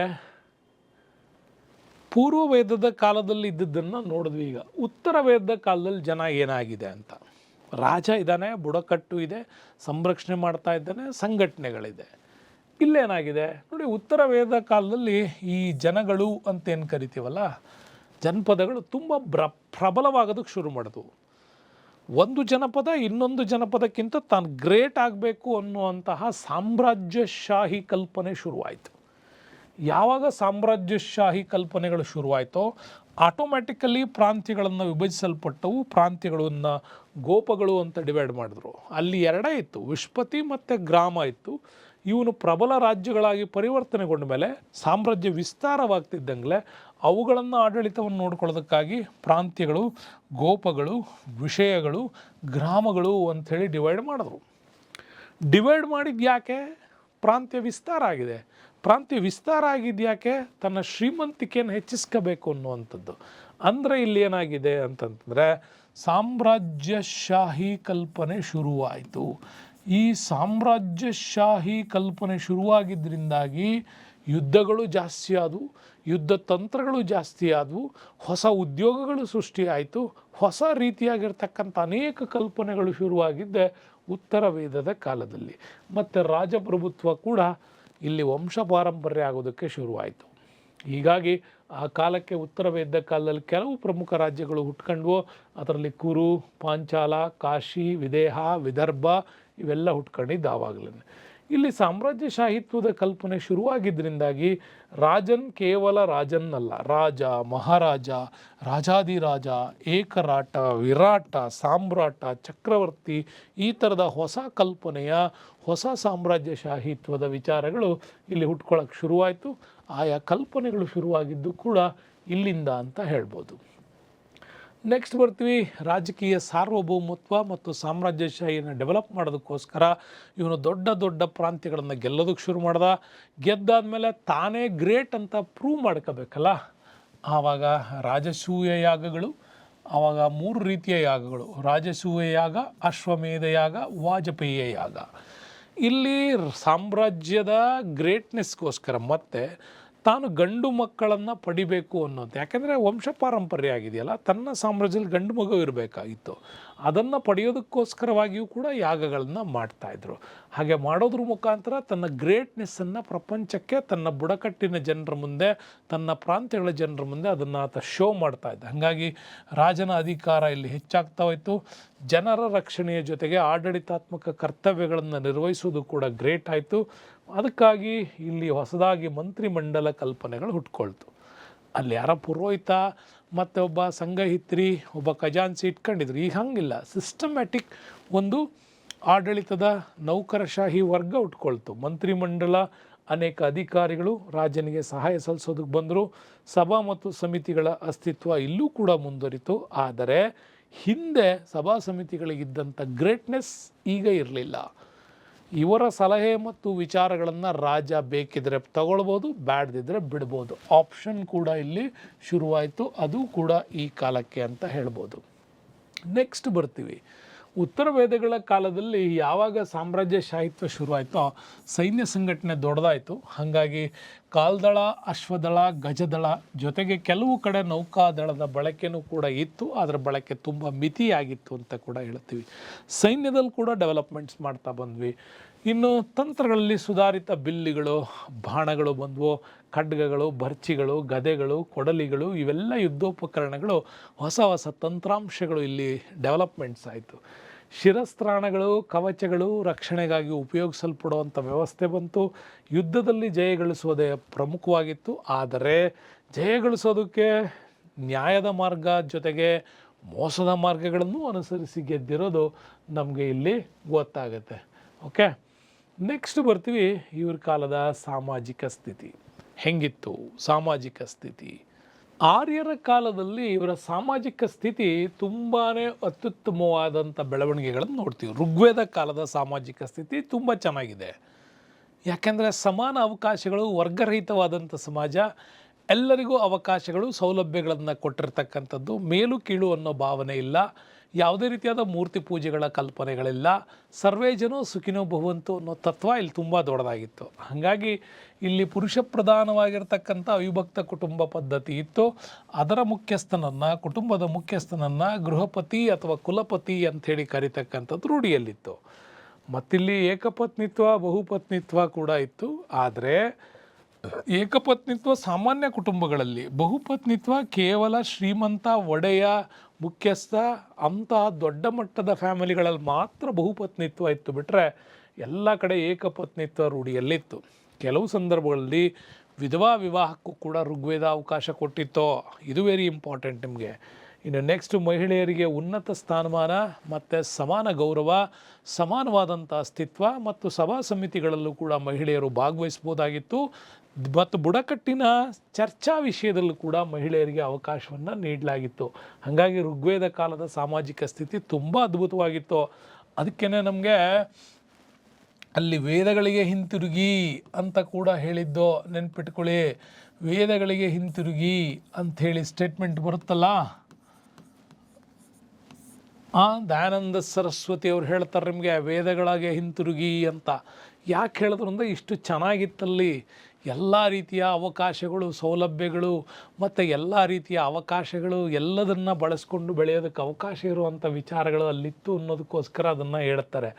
ಮುಂದೆ ಇದೇ ಋಗ್ವೇದದ ಕಾಲದಲ್ಲಿ ಮಹಿಳೆಯರಿಗೆ ಅವಕಾಶ ಇತ್ತು ಅನ್ನೋದಕ್ಕೆ ಸಾಕ್ಷಿ ಇದೆ.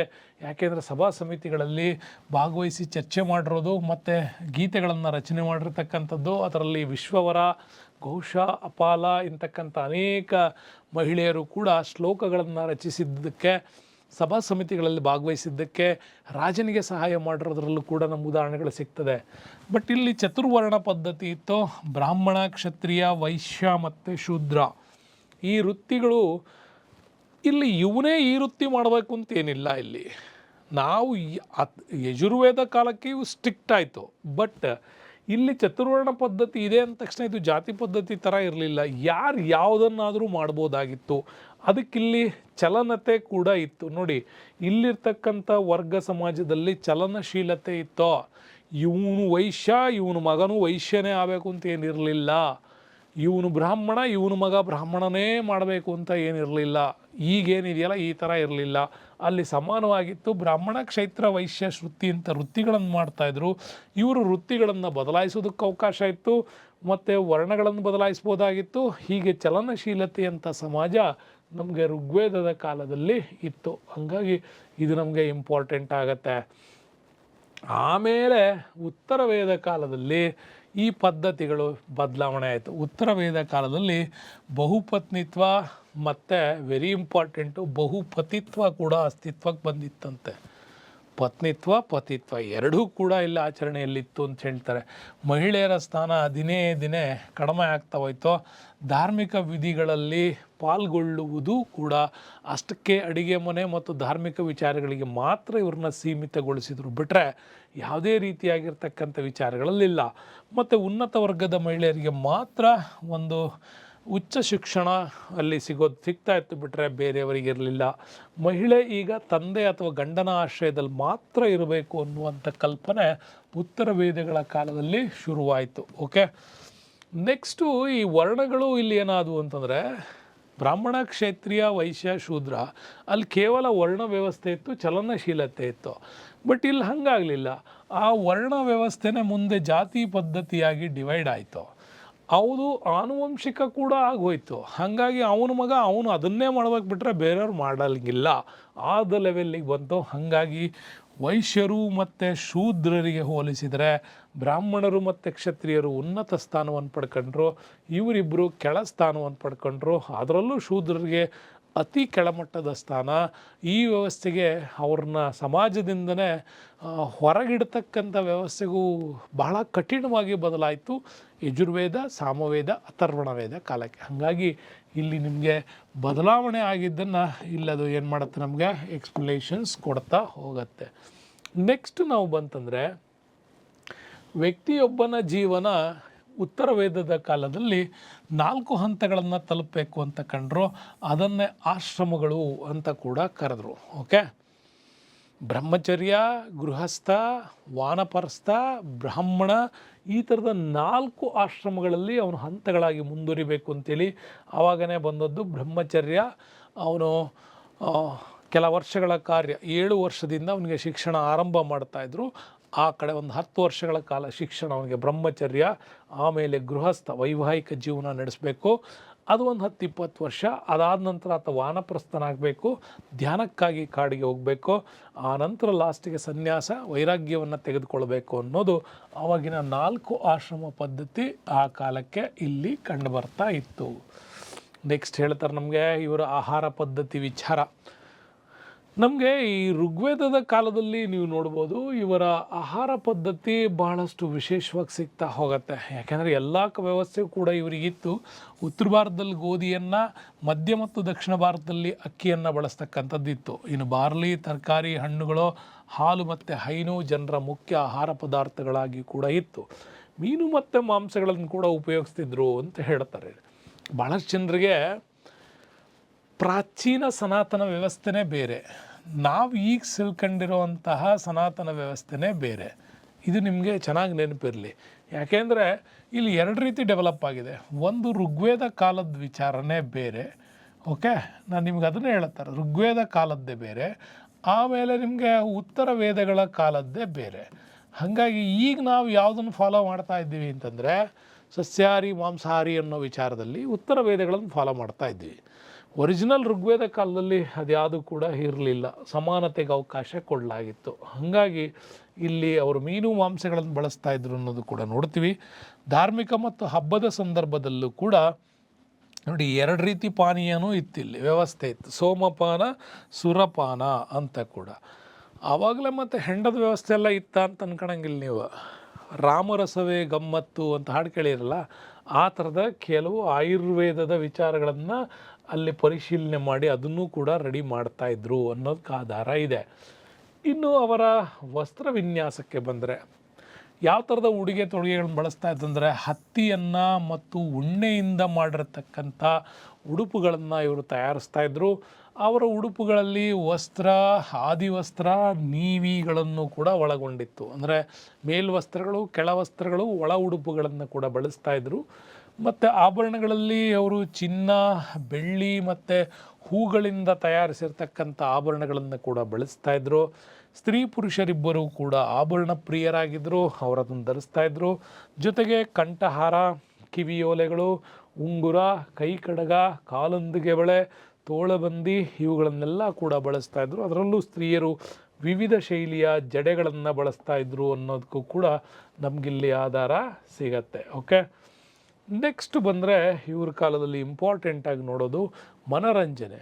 ಆಹಾರ ಪದ್ಧತಿನೇ ಇಷ್ಟು ಚೆನ್ನಾಗಿದೆ ಅಂದರೆ ಇನ್ನು ಮನರಂಜನೆಯೂ ಕೂಡ ಇವ್ರದ್ದು ತುಂಬ ಚೆನ್ನಾಗಿತ್ತು. ಯಾಕೆ ಅಂತಂದರೆ ಆ ಕಾಲದಲ್ಲಿ ಜೂಜಾಡೋದು ಅಂದರೆ ಈ ಥರ ನಿಮಗೆ ಡ್ರೀಮ್ 11 ಥರ ಜೂಜಾಡೋದೇನಲ್ಲ. 8-3 ರಮ್ಮಿ ಆಡೋದಲ್ಲ, ಆ ಕಾಲದಲ್ಲೂ ಕೂಡ ಕೆಲವೊಂದಿಷ್ಟು ವಿಶೇಷವಾದ ಪಗಡೆಗಳು, ಚದುರಂಗಗಳನ್ನು ಕೂಡ ಆಡ್ತಾಯಿದ್ರು. ರಥ ಓಡಿಸುವ ಸ್ಪರ್ಧೆ, ಕುದುರೆ ಓಡಿಸುವ ಸ್ಪರ್ಧೆ, ಸಂಗೀತ, ನೃತ್ಯ ಇವುಗಳು ಕೂಡ ಇರ್ತಾಯಿತ್ತು. ಇನ್ನು ನಗಾರಿಗಳನ್ನು ಬಳಸೋದು, ದುಂದುಬಿಗಳು, ವೀಣೆ, ಕೊಳಲು ಆ ಕಾಲದ ಪ್ರಮುಖ ಸಂಗೀತ ವಾದ್ಯಗಳು ಕೂಡ ಇತ್ತು ಅಂತ ಹೇಳಲಾಗತ್ತೆ. ಹಾಗಾಗಿ ಇಂಪಾರ್ಟೆಂಟಾಗಿ ನಾವು ತಿಳ್ಕೊಳ್ಬೇಕಾಗಿರೋದು ಅವರು ಬಳಸ್ತಿದ್ದಂತಹ ಅತಿ ಪ್ರಮುಖವಾಗಿರ್ತಕ್ಕಂಥ ಮನೋರಂಜನೆ ಕ್ರೀಡೆಗಳಲ್ಲಿ ನಮಗೆ ಪಗಡೆಯಾಟ ಸಿಗತ್ತೆ, ಚದುರಂಗ, ಚೆಸ್ನಂಥ ವಿಚಾರಗಳು ಕೂಡ ಇಲ್ಲಿ ಸಿಗತ್ತೆ. ಇನ್ನಿವರ ಆರ್ಥಿಕ ಸ್ಥಿತಿಗೆ ಬಂದರೆ, ಇನ್ನು ವೇದಗಳ ಕಾಲದಲ್ಲಿ ಇಂಪಾರ್ಟೆಂಟಾಗಿ ಅವರ ಆರ್ಥಿಕ ಸ್ಥಿತಿ ತುಂಬಾ ಚೆನ್ನಾಗಿತ್ತು. ಯಾಕೆಂತಂದರೆ ಗ್ರಾಮೀಣ ಜೀವನ ವ್ಯವಸ್ಥೆ ತುಂಬ ಚೆನ್ನಾಗಿತ್ತು. ಯಾಕೆಂದರೆ ನಮಗೆ ನೋಡಿ, ಸಿಂಧೂ ಬಯಲಿನ ನಾಗರಿಕತೆಯಲ್ಲಿ ನಗರ ವ್ಯವಸ್ಥೆ ಇದೆ, ಆದರೆ ವೇದಗಳ ಕಾಲಕ್ಕೆ ಬಂದರೆ ಇಲ್ಲಿ ಗ್ರಾಮೀಣ ನಾಗರಿಕ ವ್ಯವಸ್ಥೆ ಇದೆ. ಇದೇ ವಿಚಿತ್ರ ನಮಗೆ, ನಮ್ಮ ದೇಶದ್ದು. ನಗರ ನಾಗರಿಕತೆಯಿಂದ ಗ್ರಾಮೀಣ ನಾಗರಿಕತೆಗೆ ಟ್ರಾನ್ಸ್ಫಾರ್ಮೇಷನ್ ಆಗಿದೆ ನಮ್ಮಲ್ಲಿ. ಹಾಗಾದರೆ ಇಲ್ಲೂ ಕೂಡ ಗ್ರಾಮೀಣ ಜೀವನ ವ್ಯವಸ್ಥೆ, ಕೃಷಿ ಪ್ರಮುಖವಾದಂಥ ಉದ್ಯೋಗ, ಉಳುಮೆ ಮಾಡಿ ಇವರು ಭೂಮಿಯನ್ನು ಅದರ ಆಧಾರದ ಮೇಲೆ ಬದುಕ್ತಾಯಿದ್ರು. ಹಾಗಾಗಿ ನಿಮಗೆ ಬುಕ್ಕಲ್ಲಿ ಒಂದು ಪ್ರಶ್ನೆ ಕೇಳ್ತಾರೆ, ಕ್ಷೇತ್ರ ಎಂದರೇನು ಅಂತ. ಕ್ಷೇತ್ರ ಅಂದರೆ ಆರ್ಯರ ಕಾಲದಲ್ಲಿ ಉಳುಮೆ ಮಾಡುತ್ತಿದ್ದಂಥ ಭೂಮಿಯನ್ನು ಕ್ಷೇತ್ರ ಅಂತ ಕೂಡ ಕರೀತಾ ಇದ್ರು ಅಂತ. ಇನ್ನು ಉಪಕಸಬುಗಳಾಗಿ ಪಶುಪಾಲನೆ ಇದೆ, ಮರಗೆಲಸ ಮಾಡ್ತಾರೆ, ಕುಂಬಾರಿಕೆ, ನೇಕಾರಿಕೆ, ಇನ್ನೂ ಅನೇಕ ಸರಳವಾದಂಥ ವೃತ್ತಿಗಳನ್ನು ಮಾಡೋದ್ರ ಮುಖಾಂತರವಾಗಿ ಒಬ್ರಿಗೊಬ್ಬರು ಆಧಾರವಾಗಿ ಸರ್ವಿಸ್, ಸೇವಾ ವಲಯದ ಉದ್ಯೋಗಗಳು ಕೂಡ ಇವ್ರ ಕಾಲದಲ್ಲಿ ಜಾರಿಯಲ್ಲಿ ಇತ್ತು ಅಂತ. ಇತ್ತೀಚೆಗೆ ನೀವು ನೋಡಿದ್ದೀರಾ, ಸೇವಾ ವಲಯದ ಅನೇಕ ಉದ್ಯೋಗಗಳು ಈಗ ಸೃಷ್ಟಿಯಾಗಿದೆ. ನೀವೇನು ಫ್ಲಿಪ್ಕಾರ್ಟ್, ಅಮೆಝಾನ್, ಝೊಮ್ಯಾಟೊ ಏನಂತೀರಿ, ಇವೆಲ್ಲ ಸೇವಾ ವಲಯದ ಹುದ್ದೆಗಳು, ಹೊಸದಾಗಿ ನೇಮಕಗೊಂಡಂಥ ಹುದ್ದೆಗಳಿವೆಲ್ಲ. ಓಕೆ, ನೆಕ್ಸ್ಟ್ ಇವರು ಅಲ್ಪ ಪ್ರಮಾಣದಲ್ಲಿ ವ್ಯಾಪಾರ ಜೊತೆಗೆ ವಸ್ತು ವಿನಿಮಯ ಪದ್ಧತಿ ಇತ್ತು. ಅದರ ಇಂಪಾರ್ಟೆಂಟ್ ನೆನ್ಪಿಟ್ಕೊಳ್ಳಿ, ವ್ಯಾಪಾರದಲ್ಲಿ ಯಾವುದೇ ಹಣ ಬಳಸಿಲ್ಲ. ಋಗ್ವೇದ ಕಾಲದಲ್ಲಿ ಯಾವುದೇ ಹಣ ಇಲ್ಲ. ಉತ್ತರ ವೇದದ ಕಾಲಕ್ಕೆ ಮಾತ್ರ ಇವರು ನಿಷ್ಕ ಅಂತಕ್ಕಂಥ ಚಿನ್ನದ ನಾಣ್ಯಗಳನ್ನು ಬಳಕೆ ಮಾಡಿರೋದು ಕಂಡುಬರುತ್ತೆ. ವಸ್ತು ವಿನಿಮಯ ಪಥದಲ್ಲಿ ಇವರು ವಸ್ತುವಿಗೆ ವಸ್ತುವನ್ನು ಸಮನಾಗಿ ಹಂಚ್ಕೊಳ್ತಾ ಇದ್ರು. ಆದರೆ ಮುಂದೆ ಉತ್ತರ ವೇದ ಕಾಲದಲ್ಲಿ ಏನಾಯಿತು ಅಂತಂದರೆ ಇವ್ರದ್ದು ಗ್ರಾಮೀಣ ನಾಗರಿಕತೆ ನಗರ ನಾಗರಿಕತೆಗೆ ಕನ್ವರ್ಟ್ ಆಯಿತು. ಯಾಕೆಂದರೆ ಸಾಮ್ರಾಜ್ಯಶಾಹಿ ಬಂತು, ರಾಜಧಾನಿಯಲ್ಲಿರಬೇಕು ಅನ್ನೋ ಕಲ್ಪನೆ ಶುರುವಾಯಿತು, ಹೆಡ್ ಆಫೀಸ್ ಕೂಡ ಬಂತು. ಹಾಗಾಗಿ ನಗರ ನಾಗರಿಕತೆಯಲ್ಲಿ ಡೆವಲಪ್ಮೆಂಟ್ ಆಯಿತು. ವಾಣಿಜ್ಯ ವ್ಯಾಪಾರಕ್ಕೆ ಇನ್ನೂ ಎಕ್ಸ್ಟೆಂಡ್ ಆಯಿತು. ಇದ್ದಂಥ ಗ್ರಾಮೀಣ ಬುಡಕಟ್ಟಿಗಿಂತ ಹೊಸ ರೀತಿಯ ನಾಗರಿಕ ವ್ಯವಸ್ಥೆ ಬಂದಾಗ ವಾಣಿಜ್ಯ ವ್ಯಾಪಾರ ಅಭಿವೃದ್ಧಿ ಆಯಿತು. ಹತ್ತಿ, ರೇಷ್ಮೆ ಮತ್ತು ಪ್ರಮುಖ ಉಡುಪುಗಳಾಗಿ, ಪ್ರಮುಖ ಸರಕುಗಳಾಗಿಯೂ ಕೂಡ ಚೇಂಜ್ ಆಯಿತು. ವಿನಿಮಯ ಪದ್ಧತಿ, ವಸ್ತು ವಿನಿಮಯ ಪದ್ಧತಿ ಜೊತೆಗೆ ಇಲ್ಲಿ ನಿರ್ಧಾರಕ್ಕಾಗಿ ನಿಷ್ಕ ಅಂತಕ್ಕಂಥ ಚಿನ್ನದ ನಾಣ್ಯವನ್ನು ಬಳಸಿರೋದು ಕೂಡ ನಮಗಿಲ್ಲೇ ಕಂಡು ಬರುತ್ತೆ. ಅದು ಉತ್ತರ ವೇದಗಳ ಕಾಲಕ್ಕೆ. ಇನ್ನು ಧಾರ್ಮಿಕ ಸ್ಥಿತಿಗೆ ಬಂದರೆ, ಋಗ್ವೇದ ಕಾಲದಲ್ಲಿ ಧಾರ್ಮಿಕ ಸ್ಥಿತಿ ತುಂಬ ಚೆನ್ನಾಗಿತ್ತು. ಯಾಕೆಂದರೆ ವೈದಿಕ ಧರ್ಮವನ್ನು ಇಲ್ಲಿ ಸನಾತನ ಧರ್ಮ, ಹಿಂದೂ ಧರ್ಮ, ಬ್ರಾಹ್ಮಣ ಧರ್ಮ ಅಂತ ವಿವಿಧ ಹೆಸರುಗಳಿಂದ ಕರೀತಾರೆ. ಬಟ್ ಇದು ಜಗತ್ತಿನ ಅತ್ಯಂತ ಪುರಾತನ ಧರ್ಮಗಳಲ್ಲಿ ಒಂದು ಅನ್ನೋದು ಕೂಡ ನಮಗೆ ಗೊತ್ತಿರಲಿ. ಇಂದಿಗೂ ಕೂಡ ಇವುಗಳನ್ನು ಆಚರಣೆ ಮಾಡ್ತೀವಿ. ಬಟ್ ಪೂರ್ವ ವೇದಗಳ ಕಾಲದಲ್ಲಿ ಇಲ್ಲಿ ಆರ್ಯರು ಪ್ರಕೃತಿಯನ್ನು ಆರಾಧಿಸ್ತಾ ಇರೋದು ನಮಗಿಲ್ಲಿ ಚೆನ್ನಾಗಿ ಗೊತ್ತಾಗುತ್ತೆ. ಬಟ್ ಉತ್ತರ ವೇದಗಳ ಕಾಲದಲ್ಲಿ ಈ ಕಲ್ಪನೆ ಚೇಂಜ್ ಆಗ್ತಾ ಹೋಯಿತು. ಪೂರ್ವವೇದ ಕಾಲದಲ್ಲಿ ಇವರು ಈ ಥರದ ಪ್ರಕೃತಿ ಆರಾಧನೆ ಮಾತ್ರ, ಇಲ್ಲಿ ಯಾವುದೇ ಅಂಥ ಮೂರ್ತಿಗಳನ್ನು ಆರಾಧನೆ ಮಾಡ್ತಕ್ಕಂಥದ್ದು, ವೈವಿಧ್ಯಮಯ ಜಾತಿಗಳಿಗೆ ವೈವಿಧ್ಯಮಯ ದೇವರುಗಳು ಕಲ್ಪನೆ ಇಲ್ಲ, ಋಗ್ವೇದ ಕಾಲದಲ್ಲಿ ಇಲ್ಲ. ಉತ್ತರ ವೇದಗಳ ಕಾಲದಲ್ಲಿ ಇಲ್ಲಿ ಯಾವಾಗ ಪೌರೋಹಿತ ಸಾಹಿತ್ಯ, ಬ್ರಾಹ್ಮಣ ಸಾಹಿತ್ಯಗಳು ಜಾಸ್ತಿ ಆಯಿತೋ ಆವಾಗ ಇಲ್ಲಿ ಜಾಸ್ತಿ ಆಗ್ತಾ ಹೋಯಿತು. ಪ್ರಕೃತಿ ಆರಾಧನೆ ಯಾವಾಗೂ ಕಂಡು ಬರ್ತಾ ಇತ್ತು. ಹಾಗಾಗಿ ಇಂದ್ರ, ವಾಯು, ವರುಣ, ಅಗ್ನಿ, ಸೂರ್ಯ, ಪೃಥ್ವಿ, ಸೋಮ ಮುಂತಾದ ದೇವತೆಗಳನ್ನು ಇವರು ಆರಾಧನೆ ಮಾಡ್ತಾಯಿದ್ರು. ಹಾಗಾಗಿ ಬಹುದೇವತಾ ಆರಾಧನಾ ವ್ಯವಸ್ಥೆ ಇಲ್ಲಿ ಇತ್ತು. ಆದರೆ ಮೂರ್ತಿ ಪೂಜೆ ಇರಲಿಲ್ಲ. ಇದು ಇಂಪಾರ್ಟೆಂಟು, ನಿಮಗೆ ನೆನಪಿಟ್ಕೋಬೇಕು. ಪೂಜಾ ವಿಧಾನ ತುಂಬ ಸರಳವಾಗಿತ್ತಿದು. ಪೂಜಾ ವಿಧಾನದಲ್ಲಿ ನಾವೀಗ ಮಾಡುವಂಥ ಯಾವುದೇ ಆಡಂಬರಗಳು ಋಗ್ವೇದ ಕಾಲದ ಪೂಜಾ ವಿಧಾನಗಳೇ ಅಲ್ಲ. ಓಕೆ, ಶ್ಲೋಕಗಳನ್ನು ರಚಿಸಿ ಹಾಡ್ತಕ್ಕಂಥದ್ದು, ದೇವತೆಗಳನ್ನು ಆರಾಧನೆ ಮಾಡೋದು, ಇದು ಒಂದೇ ತುಂಬ ಸ್ಟ್ಯಾಂಡರ್ಡ್. ಬಟ್ ಇದೇ ಇಲ್ಲ ನಮ್ಮಲ್ಲೀಗ. ನೆಕ್ಸ್ಟು ಸರಳ ವಿಧಿವಿಧಾನಗಳ ಮುಖಾಂತರ ಯಜ್ಞ ಯಾಗಾದಿಗಳನ್ನು ಮಾಡಿ ಬಲಿ ಅರ್ಪಣೆ ಮಾಡ್ತಕ್ಕಂಥದ್ದು ಆ ಕಾಲದಲ್ಲಿ ನಮಗಿಲ್ಲಿ ರೂಢಿಯಲ್ಲಿ ಇತ್ತು ಅನ್ನೋದು ಕೂಡ ಇಂಪಾರ್ಟೆಂಟ್ ಆಗತ್ತೆ, ನೆನ್ಪಿಟ್ಕೊಳ್ಳಿ. ಓಕೆ, ಹಾಗಾಗಿ ಇಲ್ಲಿ ಬಲಿಗಳನ್ನು ಅರ್ಪಣೆ ಮಾಡೋದು ಕೂಡ ರೂಢಿಗೆ ಬಂತು. ನೆಕ್ಸ್ಟು ನಾವು ನೋಡ್ತೀವಿ ಉತ್ತರ ವೇದ ಕಾಲದಲ್ಲಿ ಈ ಧಾರ್ಮಿಕ ಆಚರಣೆ ತುಂಬಾ ಬದಲಾವಣೆ ಆಯಿತು. ಬದಲಾವಣೆ ಆಗೋದಕ್ಕಿಂತ ಹೆಚ್ಚಾಗಿ ಧರ್ಮಾಚರಣೆ ತುಂಬ ಕಷ್ಟಕರ ಮತ್ತು ಸಂಕೀರ್ಣವಾಗೋದಕ್ಕೆ ಶುರುವಾಯಿತು. ಯಾವಾಗ ಸಾಮಾನ್ಯ ಜನರು ದೇವತಾರಾಧನೆ ಮಾಡಬೇಕು ಅಂತಂದರೆ ತುಂಬ ಕಷ್ಟಪಡುವಂಥ ಪರಿಸ್ಥಿತಿ ಬಂತು. ದೇವತೆಗಳ ಸಂಖ್ಯೆ ಇದ್ದಿದ್ದು 1 to 2 ಆಯಿತು. ಅಲ್ಲಿ ಪ್ರಕೃತಿಯ ದೇವತೆಗಳಿಗೆ ಹೊಸ ಹೊಸ ಕಲ್ಪನೆಗಳು ಶುರುವಾಯಿತು. ಹೊಸ ಅದರ ಮಕ್ಕಳು ಮೊಮ್ಮಕ್ಕಳು ಅಂತೇನು ಮರಿ ಮೊಮ್ಮಕ್ಕಳು ಅಂತೀವಲ್ಲ, ಆ ಥರ ದೇವತೆಗಳ ಸಂಖ್ಯೆ ಕೂಡ ಜಾಸ್ತಿ ಆಗ್ತಾ ಹೋಯಿತು. ಶಕ್ತಿ ದೇವತೆಗಳ ಆರಾಧನೆ ಕೂಡ ಜಾಸ್ತಿ ಆಗ್ತಾ ಹೋಯಿತು. ಆಕಾರ ಮತ್ತು ಗುಣಗಳಿಗೆ ಕೊಡಲಾಯಿತು. ಯಾಕೆಂದರೆ ಋಗ್ವೇದ ಕಾಲದಲ್ಲಿ ನಿರಾಕಾರ ಮತ್ತು ನಿರ್ಗುಣ ಆಗಿತ್ತು. ಬಟ್ ಇಲ್ಲಿ ಹಂಗಲ್ಲ. ಉತ್ತರ ವೇದಗಳ ಕಾಲದಲ್ಲಿ ಆಕಾರಗಳು ಚೇಂಜ್ ಆದವು, ಗುಣಗಳು ಚೇಂಜ್ ಆಯಿತು, ಬದಲಾವಣೆಗಳು ಸ್ಟ್ಯಾಂಡರ್ಡ್ ಆಗ್ತಾ ಹೋಯಿತು. ಹೀಗೆ ಮೂರ್ತಿ ಪೂಜೆ ಅಸ್ತಿತ್ವಕ್ಕೆ ಬಂತು. ದೇವತೆಗಳನ್ನು ಇಲ್ಲಿ ಶ್ರೇಣೀಕೃತ ವಿಧಾನದಲ್ಲಿ ಬಳಸೋದಕ್ಕೆ ಶುರು ಮಾಡಿದ್ದು ಇಲ್ಲೇನೆ. ಮುಂದೆ ಹೊಸ ದೇವತೆಗಳಾಗಿರ್ತಕ್ಕಂತಹ ಕಲ್ಪನೆಗಳು, ಅದರಲ್ಲಿ ನಮಗೆ ಬ್ರಹ್ಮ, ವಿಷ್ಣು, ಮಹೇಶ್ವರ, ಗಣೇಶ, ಕಾರ್ತಿಕೇಯ, ಪಾರ್ವತಿ, ಲಕ್ಷ್ಮೀ, ಕಾಳಿ, ದುರ್ಗಾ ಇವೆಲ್ಲವೂ ಅಸ್ತಿತ್ವಕ್ಕೆ ಬರೋಕ್ಕೆ ಶುರುವಾಯಿತು.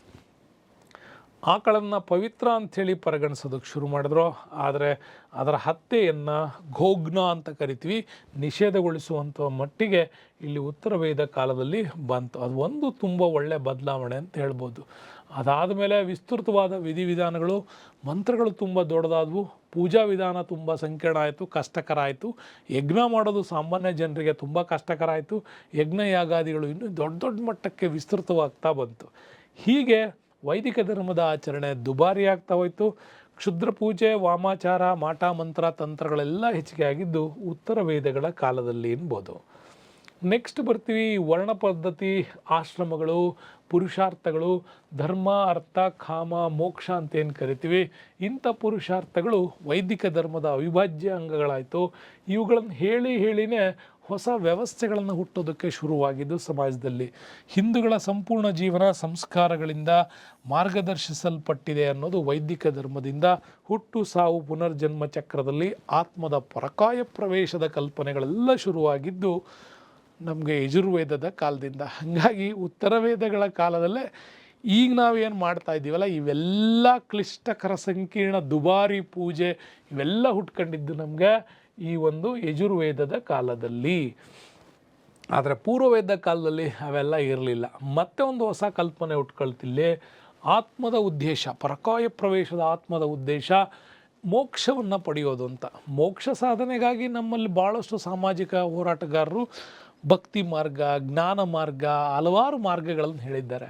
ಆದರೆ ಮೋಕ್ಷ ಸಾಧನೆಗಾಗಿ ಇಲ್ಲಿ ಭಕ್ತಿ ಮಾರ್ಗ, ಜ್ಞಾನ ಮಾರ್ಗ, ಕರ್ಮ ಮಾರ್ಗ, ಯೋಗ ಮಾರ್ಗಗಳಂಥ ಹೊಸ ಪಥಗಳನ್ನು ಸೂಚಿಸಿ ಮಾಡಲಾಗಿತ್ತು. ಅವ್ರು ಏನೇ ಸೂಚನೆ ಮಾಡಿದರೂ ಕೂಡ ನಮ್ಮಲ್ಲಿ ಮುಕ್ತಿಯನ್ನು ಪಡಿಬೇಕು ಅಂದ್ರೆ ದೊಡ್ಡ ಖರ್ಚು ಮಾಡಬೇಕು ಅನ್ನೋ ಲೆವೆಲಿಗೆ ನಾವು ಈಗ ಚೇಂಜ್ ಆಗಿದ್ದೀವಿ. ಅದು ತಪ್ಪು. ಭಕ್ತಿ ಬಳಸ್ಕೊಳ್ಳಿ, ಜ್ಞಾನದ ಮಾರ್ಗ ಅನುಸರಿಸಿ, ಕರ್ಮ ಮಾರ್ಗ, ಯೋಗ ಮಾರ್ಗಗಳು ಚೆನ್ನಾಗಿರಲಿ ಅಂತ. ಹಾಗಾಗಿ ಹಿಂದೂಗಳ ಪವಿತ್ರ ಗ್ರಂಥಗಳು ಸಾಕಷ್ಟು ಸಂಖ್ಯೆಯಲ್ಲಿರ್ತಕ್ಕಂಥದ್ದು ನಮ್ಗೆ ಕಾಣಿಸುತ್ತೆ. ವೇದಗಳು, ಉಪನಿಷತ್ತುಗಳು, ಪುರಾಣಗಳು, ಸ್ಮೃತಿಗಳು ಇವೆಲ್ಲವೂ ಬಂದವು. ಮಹಾಕಾವ್ಯಗಳಾಗಿ ರಾಮಾಯಣ, ಮಹಾಭಾರತಗಳು ಕೂಡ ಬಂದವು. ಇವೆಲ್ಲವಕ್ಕೂ ಕೂಡ ನಾವು ಇತ್ತೀಚಿನ ದಿನಗಳಲ್ಲಿ ಹೆಚ್ಚು ಪ್ರಾಮುಖ್ಯತೆಯನ್ನು ಕೊಡೋದಕ್ಕೆ ಶುರು ಮಾಡಿದ್ವಿ.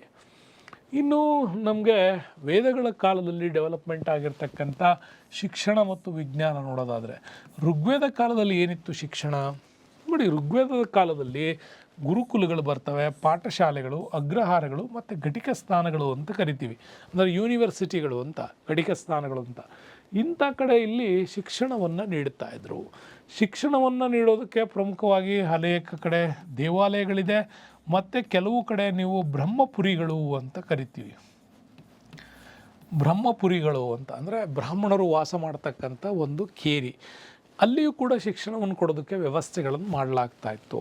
ಮತ್ತು ಉನ್ನತ ಶಿಕ್ಷಣವನ್ನು ಅವನು ಪಡ್ಕೊಳ್ಬೇಕು ಅಂತಂದರೆ ಯೂನಿವರ್ಸಿಟಿಗಳಿಗೆ ಹೋಗಬೇಕು. ಅದೇ ಘಟಿಕ ಸ್ಥಾನಗಳು ಅಂತ ಕರಿತೀವಿ. ಘಟಿಕ ಸ್ಥಾನಗಳಲ್ಲಿ ಕಂಚಿ ಘಟಿಕ ಸ್ಥಾನ, ತಕ್ಷಶಿಲಾ ಈ ಥರದ ಕೆಲವು ಘಟಿಕ ಸ್ಥಾನಗಳಲ್ಲಿ ಇವರು ವಿಶ್ವವಿದ್ಯಾಲಯಗಳು ಇದ್ವೋ. ಅಲ್ಲಿ ಇವರು ಏನು ಮಾಡಬೇಕು, ಹೆಚ್ಚಿನ ಶಿಕ್ಷಣವನ್ನು ಅದರಲ್ಲಿ ಪಡ್ಕೊಳ್ಬೇಕಾಗಿತ್ತು. ಹೀಗೆ ಶಿಕ್ಷಣ ಮೊದಲ ಹಂತದಲ್ಲಿ ಆ ಒಬ್ಬ ಮಗುವಿಗೆ ಉಪನಯನ ಮಾಡುವ ಸಮಾರಂಭದೊಂದಿಗೆ ಅವನ ಶಿಕ್ಷಣದ ಜೀವನ ಪ್ರಾರಂಭ ಆಗ್ತಾಯಿತ್ತು 7ನೇ ವರ್ಷಕ್ಕೆ. ಹಾಗಾಗಿ ಸ್ತ್ರೀ ಪುರುಷರಿಬ್ಬರಿಗೂ ಶಿಕ್ಷಣ ಕೊಡ್ತಾಯಿದ್ರು. ಗಾರ್ಗಿ, ಮೈತ್ರೇಯಿ, ಶಾಶ್ವತಿ, ಲೋಪಮುದ್ರಾ ಇಂತಕ್ಕಂಥ ಅನೇಕ ಮಹಿಳಾ ವಿದ್ವಾಂಸರಿದ್ದರು. ಅಂದರೆ ಋಗ್ವೇದ ಕಾಲದಲ್ಲಿ ಶಿಕ್ಷಣ ತುಂಬಾ ಚೆನ್ನಾಗಿ ನೀಡ್ತಾ ಇದ್ದರು, ಸಮಾನ ಅವಕಾಶಗಳು. ಹಂಗಾಗಿ ಅವುಗಳಿಂದನೇ ಡೆವಲಪ್ ಆಗಿದ್ದು ವೇದಗಳು, ಪುರಾಣಗಳು, ತತ್ವಶಾಸ್ತ್ರ, ಗಣಿತ, ಖಗೋಳಶಾಸ್ತ್ರ ಮತ್ತು ಜ್ಯೋತಿಷ್ಯಶಾಸ್ತ್ರ, ಔಷಧಶಾಸ್ತ್ರ, ತರ್ಕಶಾಸ್ತ್ರ ಇವೆಲ್ಲವೂ ಹುಟ್ಕೊಂಡು. ಆದರೆ ಇಂಪಾರ್ಟೆಂಟ್ ನೆನ್ಪಿಟ್ಕೊಳ್ಳಿ, ಬೋಧನಾ ವಿಷಯ, ಬೋಧನದ ಮಾಧ್ಯಮ ಮಾತ್ರ ಸಂಸ್ಕೃತವೇ ಆಗಿತ್ತು. ಸಂಸ್ಕೃತ ಭಾಷೆಯಲ್ಲಿ ಇಲ್ಲಿ ಬೋಧನಾ ವಿಧಾನವನ್ನು ಅಳವಡಿಸಿದರು. ಇನ್ನು ವಿಜ್ಞಾನಕ್ಕೆ ಬಂದರೆ ಇವ್ರ ಕಾಲದಲ್ಲಿ ವಿಜ್ಞಾನ ತುಂಬ ಚೆನ್ನಾಗಿದೆ. ಏನಾಗಿದೆ, ಆರ್ಯರ ಕಾಲಕ್ಕೆ ನೀವು ನೋಡ್ಬೋದು, ಇಲ್ಲಿ ಗಣಿತ, ರೇಖಾಗಣಿತ, ಔಷಧಶಾಸ್ತ್ರ, ಲೋಹಶಾಸ್ತ್ರಗಳನ್ನು ಕೂಡ ಹೆಚ್ಚೆಚ್ಚು ಮಾಡಿ ಪ್ರಗತಿಯನ್ನು ಸಾಧಿಸಿದ್ದಾರೆ. ಸೂರ್ಯ ಮತ್ತು ಚಂದ್ರ ಮತ್ತು ಭೂಮಿ ಇವುಗಳಿಂದ ಸಂಭವಿಸಬಹುದಾದಂಥ ಸೂರ್ಯ ಭೂಮಿಗಳ ನಡುವಿನ ಅಂತರ, ಗ್ರಹಣಗಳ ಲೆಕ್ಕಾಚಾರ ಇದೆಲ್ಲವೂ ಕೂಡ ಇವರಿಗೆ ತಿಳಿದಿತ್ತು ಅನ್ನೋದು ಕೂಡ ನಮಗೆ ಗೊತ್ತಾಗತ್ತೆ. ಇನ್ನೂ ಇಂಪಾರ್ಟೆಂಟಾಗಿ ನೀವು ನೋಡ್ಬೋದು, ಬಹಳ ಮುಖ್ಯವಾಗಿ ಗ್ರಹಣಗಳು ಮತ್ತು ಧೂಮಕೇತುಗಳ ಪರಿಕಲ್ಪನೆ ಕೂಡ ಆವತ್ತಿನ ಜ್ಞಾನದಲ್ಲಿ ಸೇರ್ಪಡೆಯಾಗಿರೋದು ನಮಗೆ ಸ್ಪಷ್ಟವಾಗಿ ಕಾಣುತ್ತೆ. ಇನ್ನು ಔಷಧಶಾಸ್ತ್ರಕ್ಕೆ ಬಂತಂದರೆ ಇಲ್ಲಿ ಬಹಳ ಮುಖ್ಯವಾಗಿ ಉಪವೇದಗಳನ್ನು ನೋಡಿದ್ವಲ್ಲ, ಅದರಲ್ಲಿ ಆಯುರ್ವೇದ ತುಂಬ ಡೆವಲಪ್ಮೆಂಟ್ ಆಗಿತ್ತು. ಜೊತೆಗೆ ಇನ್ನೂ ಹೇಳಬೇಕು ನಿಮಗೆ ಅಂತಂದರೆ, ವೈಜ್ಞಾನಿಕ ಯುಗಕ್ಕೆ ಇವರು ರೇಖಾಗಣಿತದ ಜೊತೆಗೆ ಶಿಲ್ಪಶಾಸ್ತ್ರ ಕೂಡ ಡೆವಲಪ್ಮೆಂಟ್ ಆಗಿರೋದು ಕೂಡ ನೋಡ್ತೀವಿ.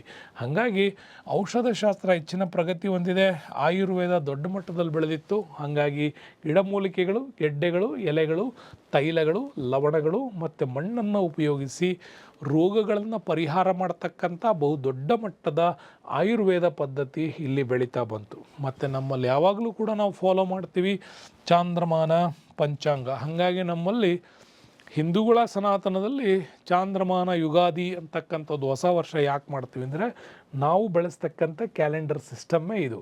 ಚಾಂದ್ರಮಾನ ಪಂಚಾಂಗದ ಮುಖಾಂತರವೇ ಇಲ್ಲಿ ನಡೆಯೋದ್ರಿಂದ ಇದು ಋಗ್ವೇದ ಕಾಲದಿಂದ ನಮ್ಮಲ್ಲಿ ಪ್ರಚಲಿತಕ್ಕೆ ಬರ್ತಾ ಇದೆ. ಇಷ್ಟೊಂದು ಅದ್ಭುತವಾಗಿರ್ತಕ್ಕಂತಹ ಸೆಕೆಂಡ್ PUCನಲ್ಲಿ ಕೊಟ್ಟಿರ್ತಕ್ಕಂಥ ಮಾಹಿತಿಯನ್ನು ಹೆಚ್ಚಿನ ಮಟ್ಟದಲ್ಲಿ ನಿಮ್ಗೆ ಇದನ್ನು ನಾನು ಕೊಟ್ಟಿದ್ದೀನಿ. ಇನ್ನೂ ಸುದೀರ್ಘವಾದಂಥ ವಿಶ್ಲೇಷಣಾ ವಿಡಿಯೋಗಳು, ದೊಡ್ಡ ಮಟ್ಟದ KS IASನಂಥ ಪರೀಕ್ಷೆಗಳಿಗೆ ರೆಡಿ ಆಗಬೇಕು ಅಂತಂದರೆ ನಿಮಗೆ ಸಾಧನಾ ಅಕಾಡೆಮಿಯ ವಿಡಿಯೋಗಳಲ್ಲಿ ಇವೆಲ್ಲ ಸಿಗ್ತವೆ ಅಂತ ಹೇಳ್ತಾ ವಿಡಿಯೋಕ್ಕೆ ಧನ್ಯವಾದಗಳು. ಮುಂದಿನ ವಿಡಿಯೋದಲ್ಲಿ ಮತ್ತೆ ಭೇಟಿಯಾಗೋಣ. ಅಲ್ಲಿವರೆಗೂ stay with us. Ramesh sir, thank you, bye.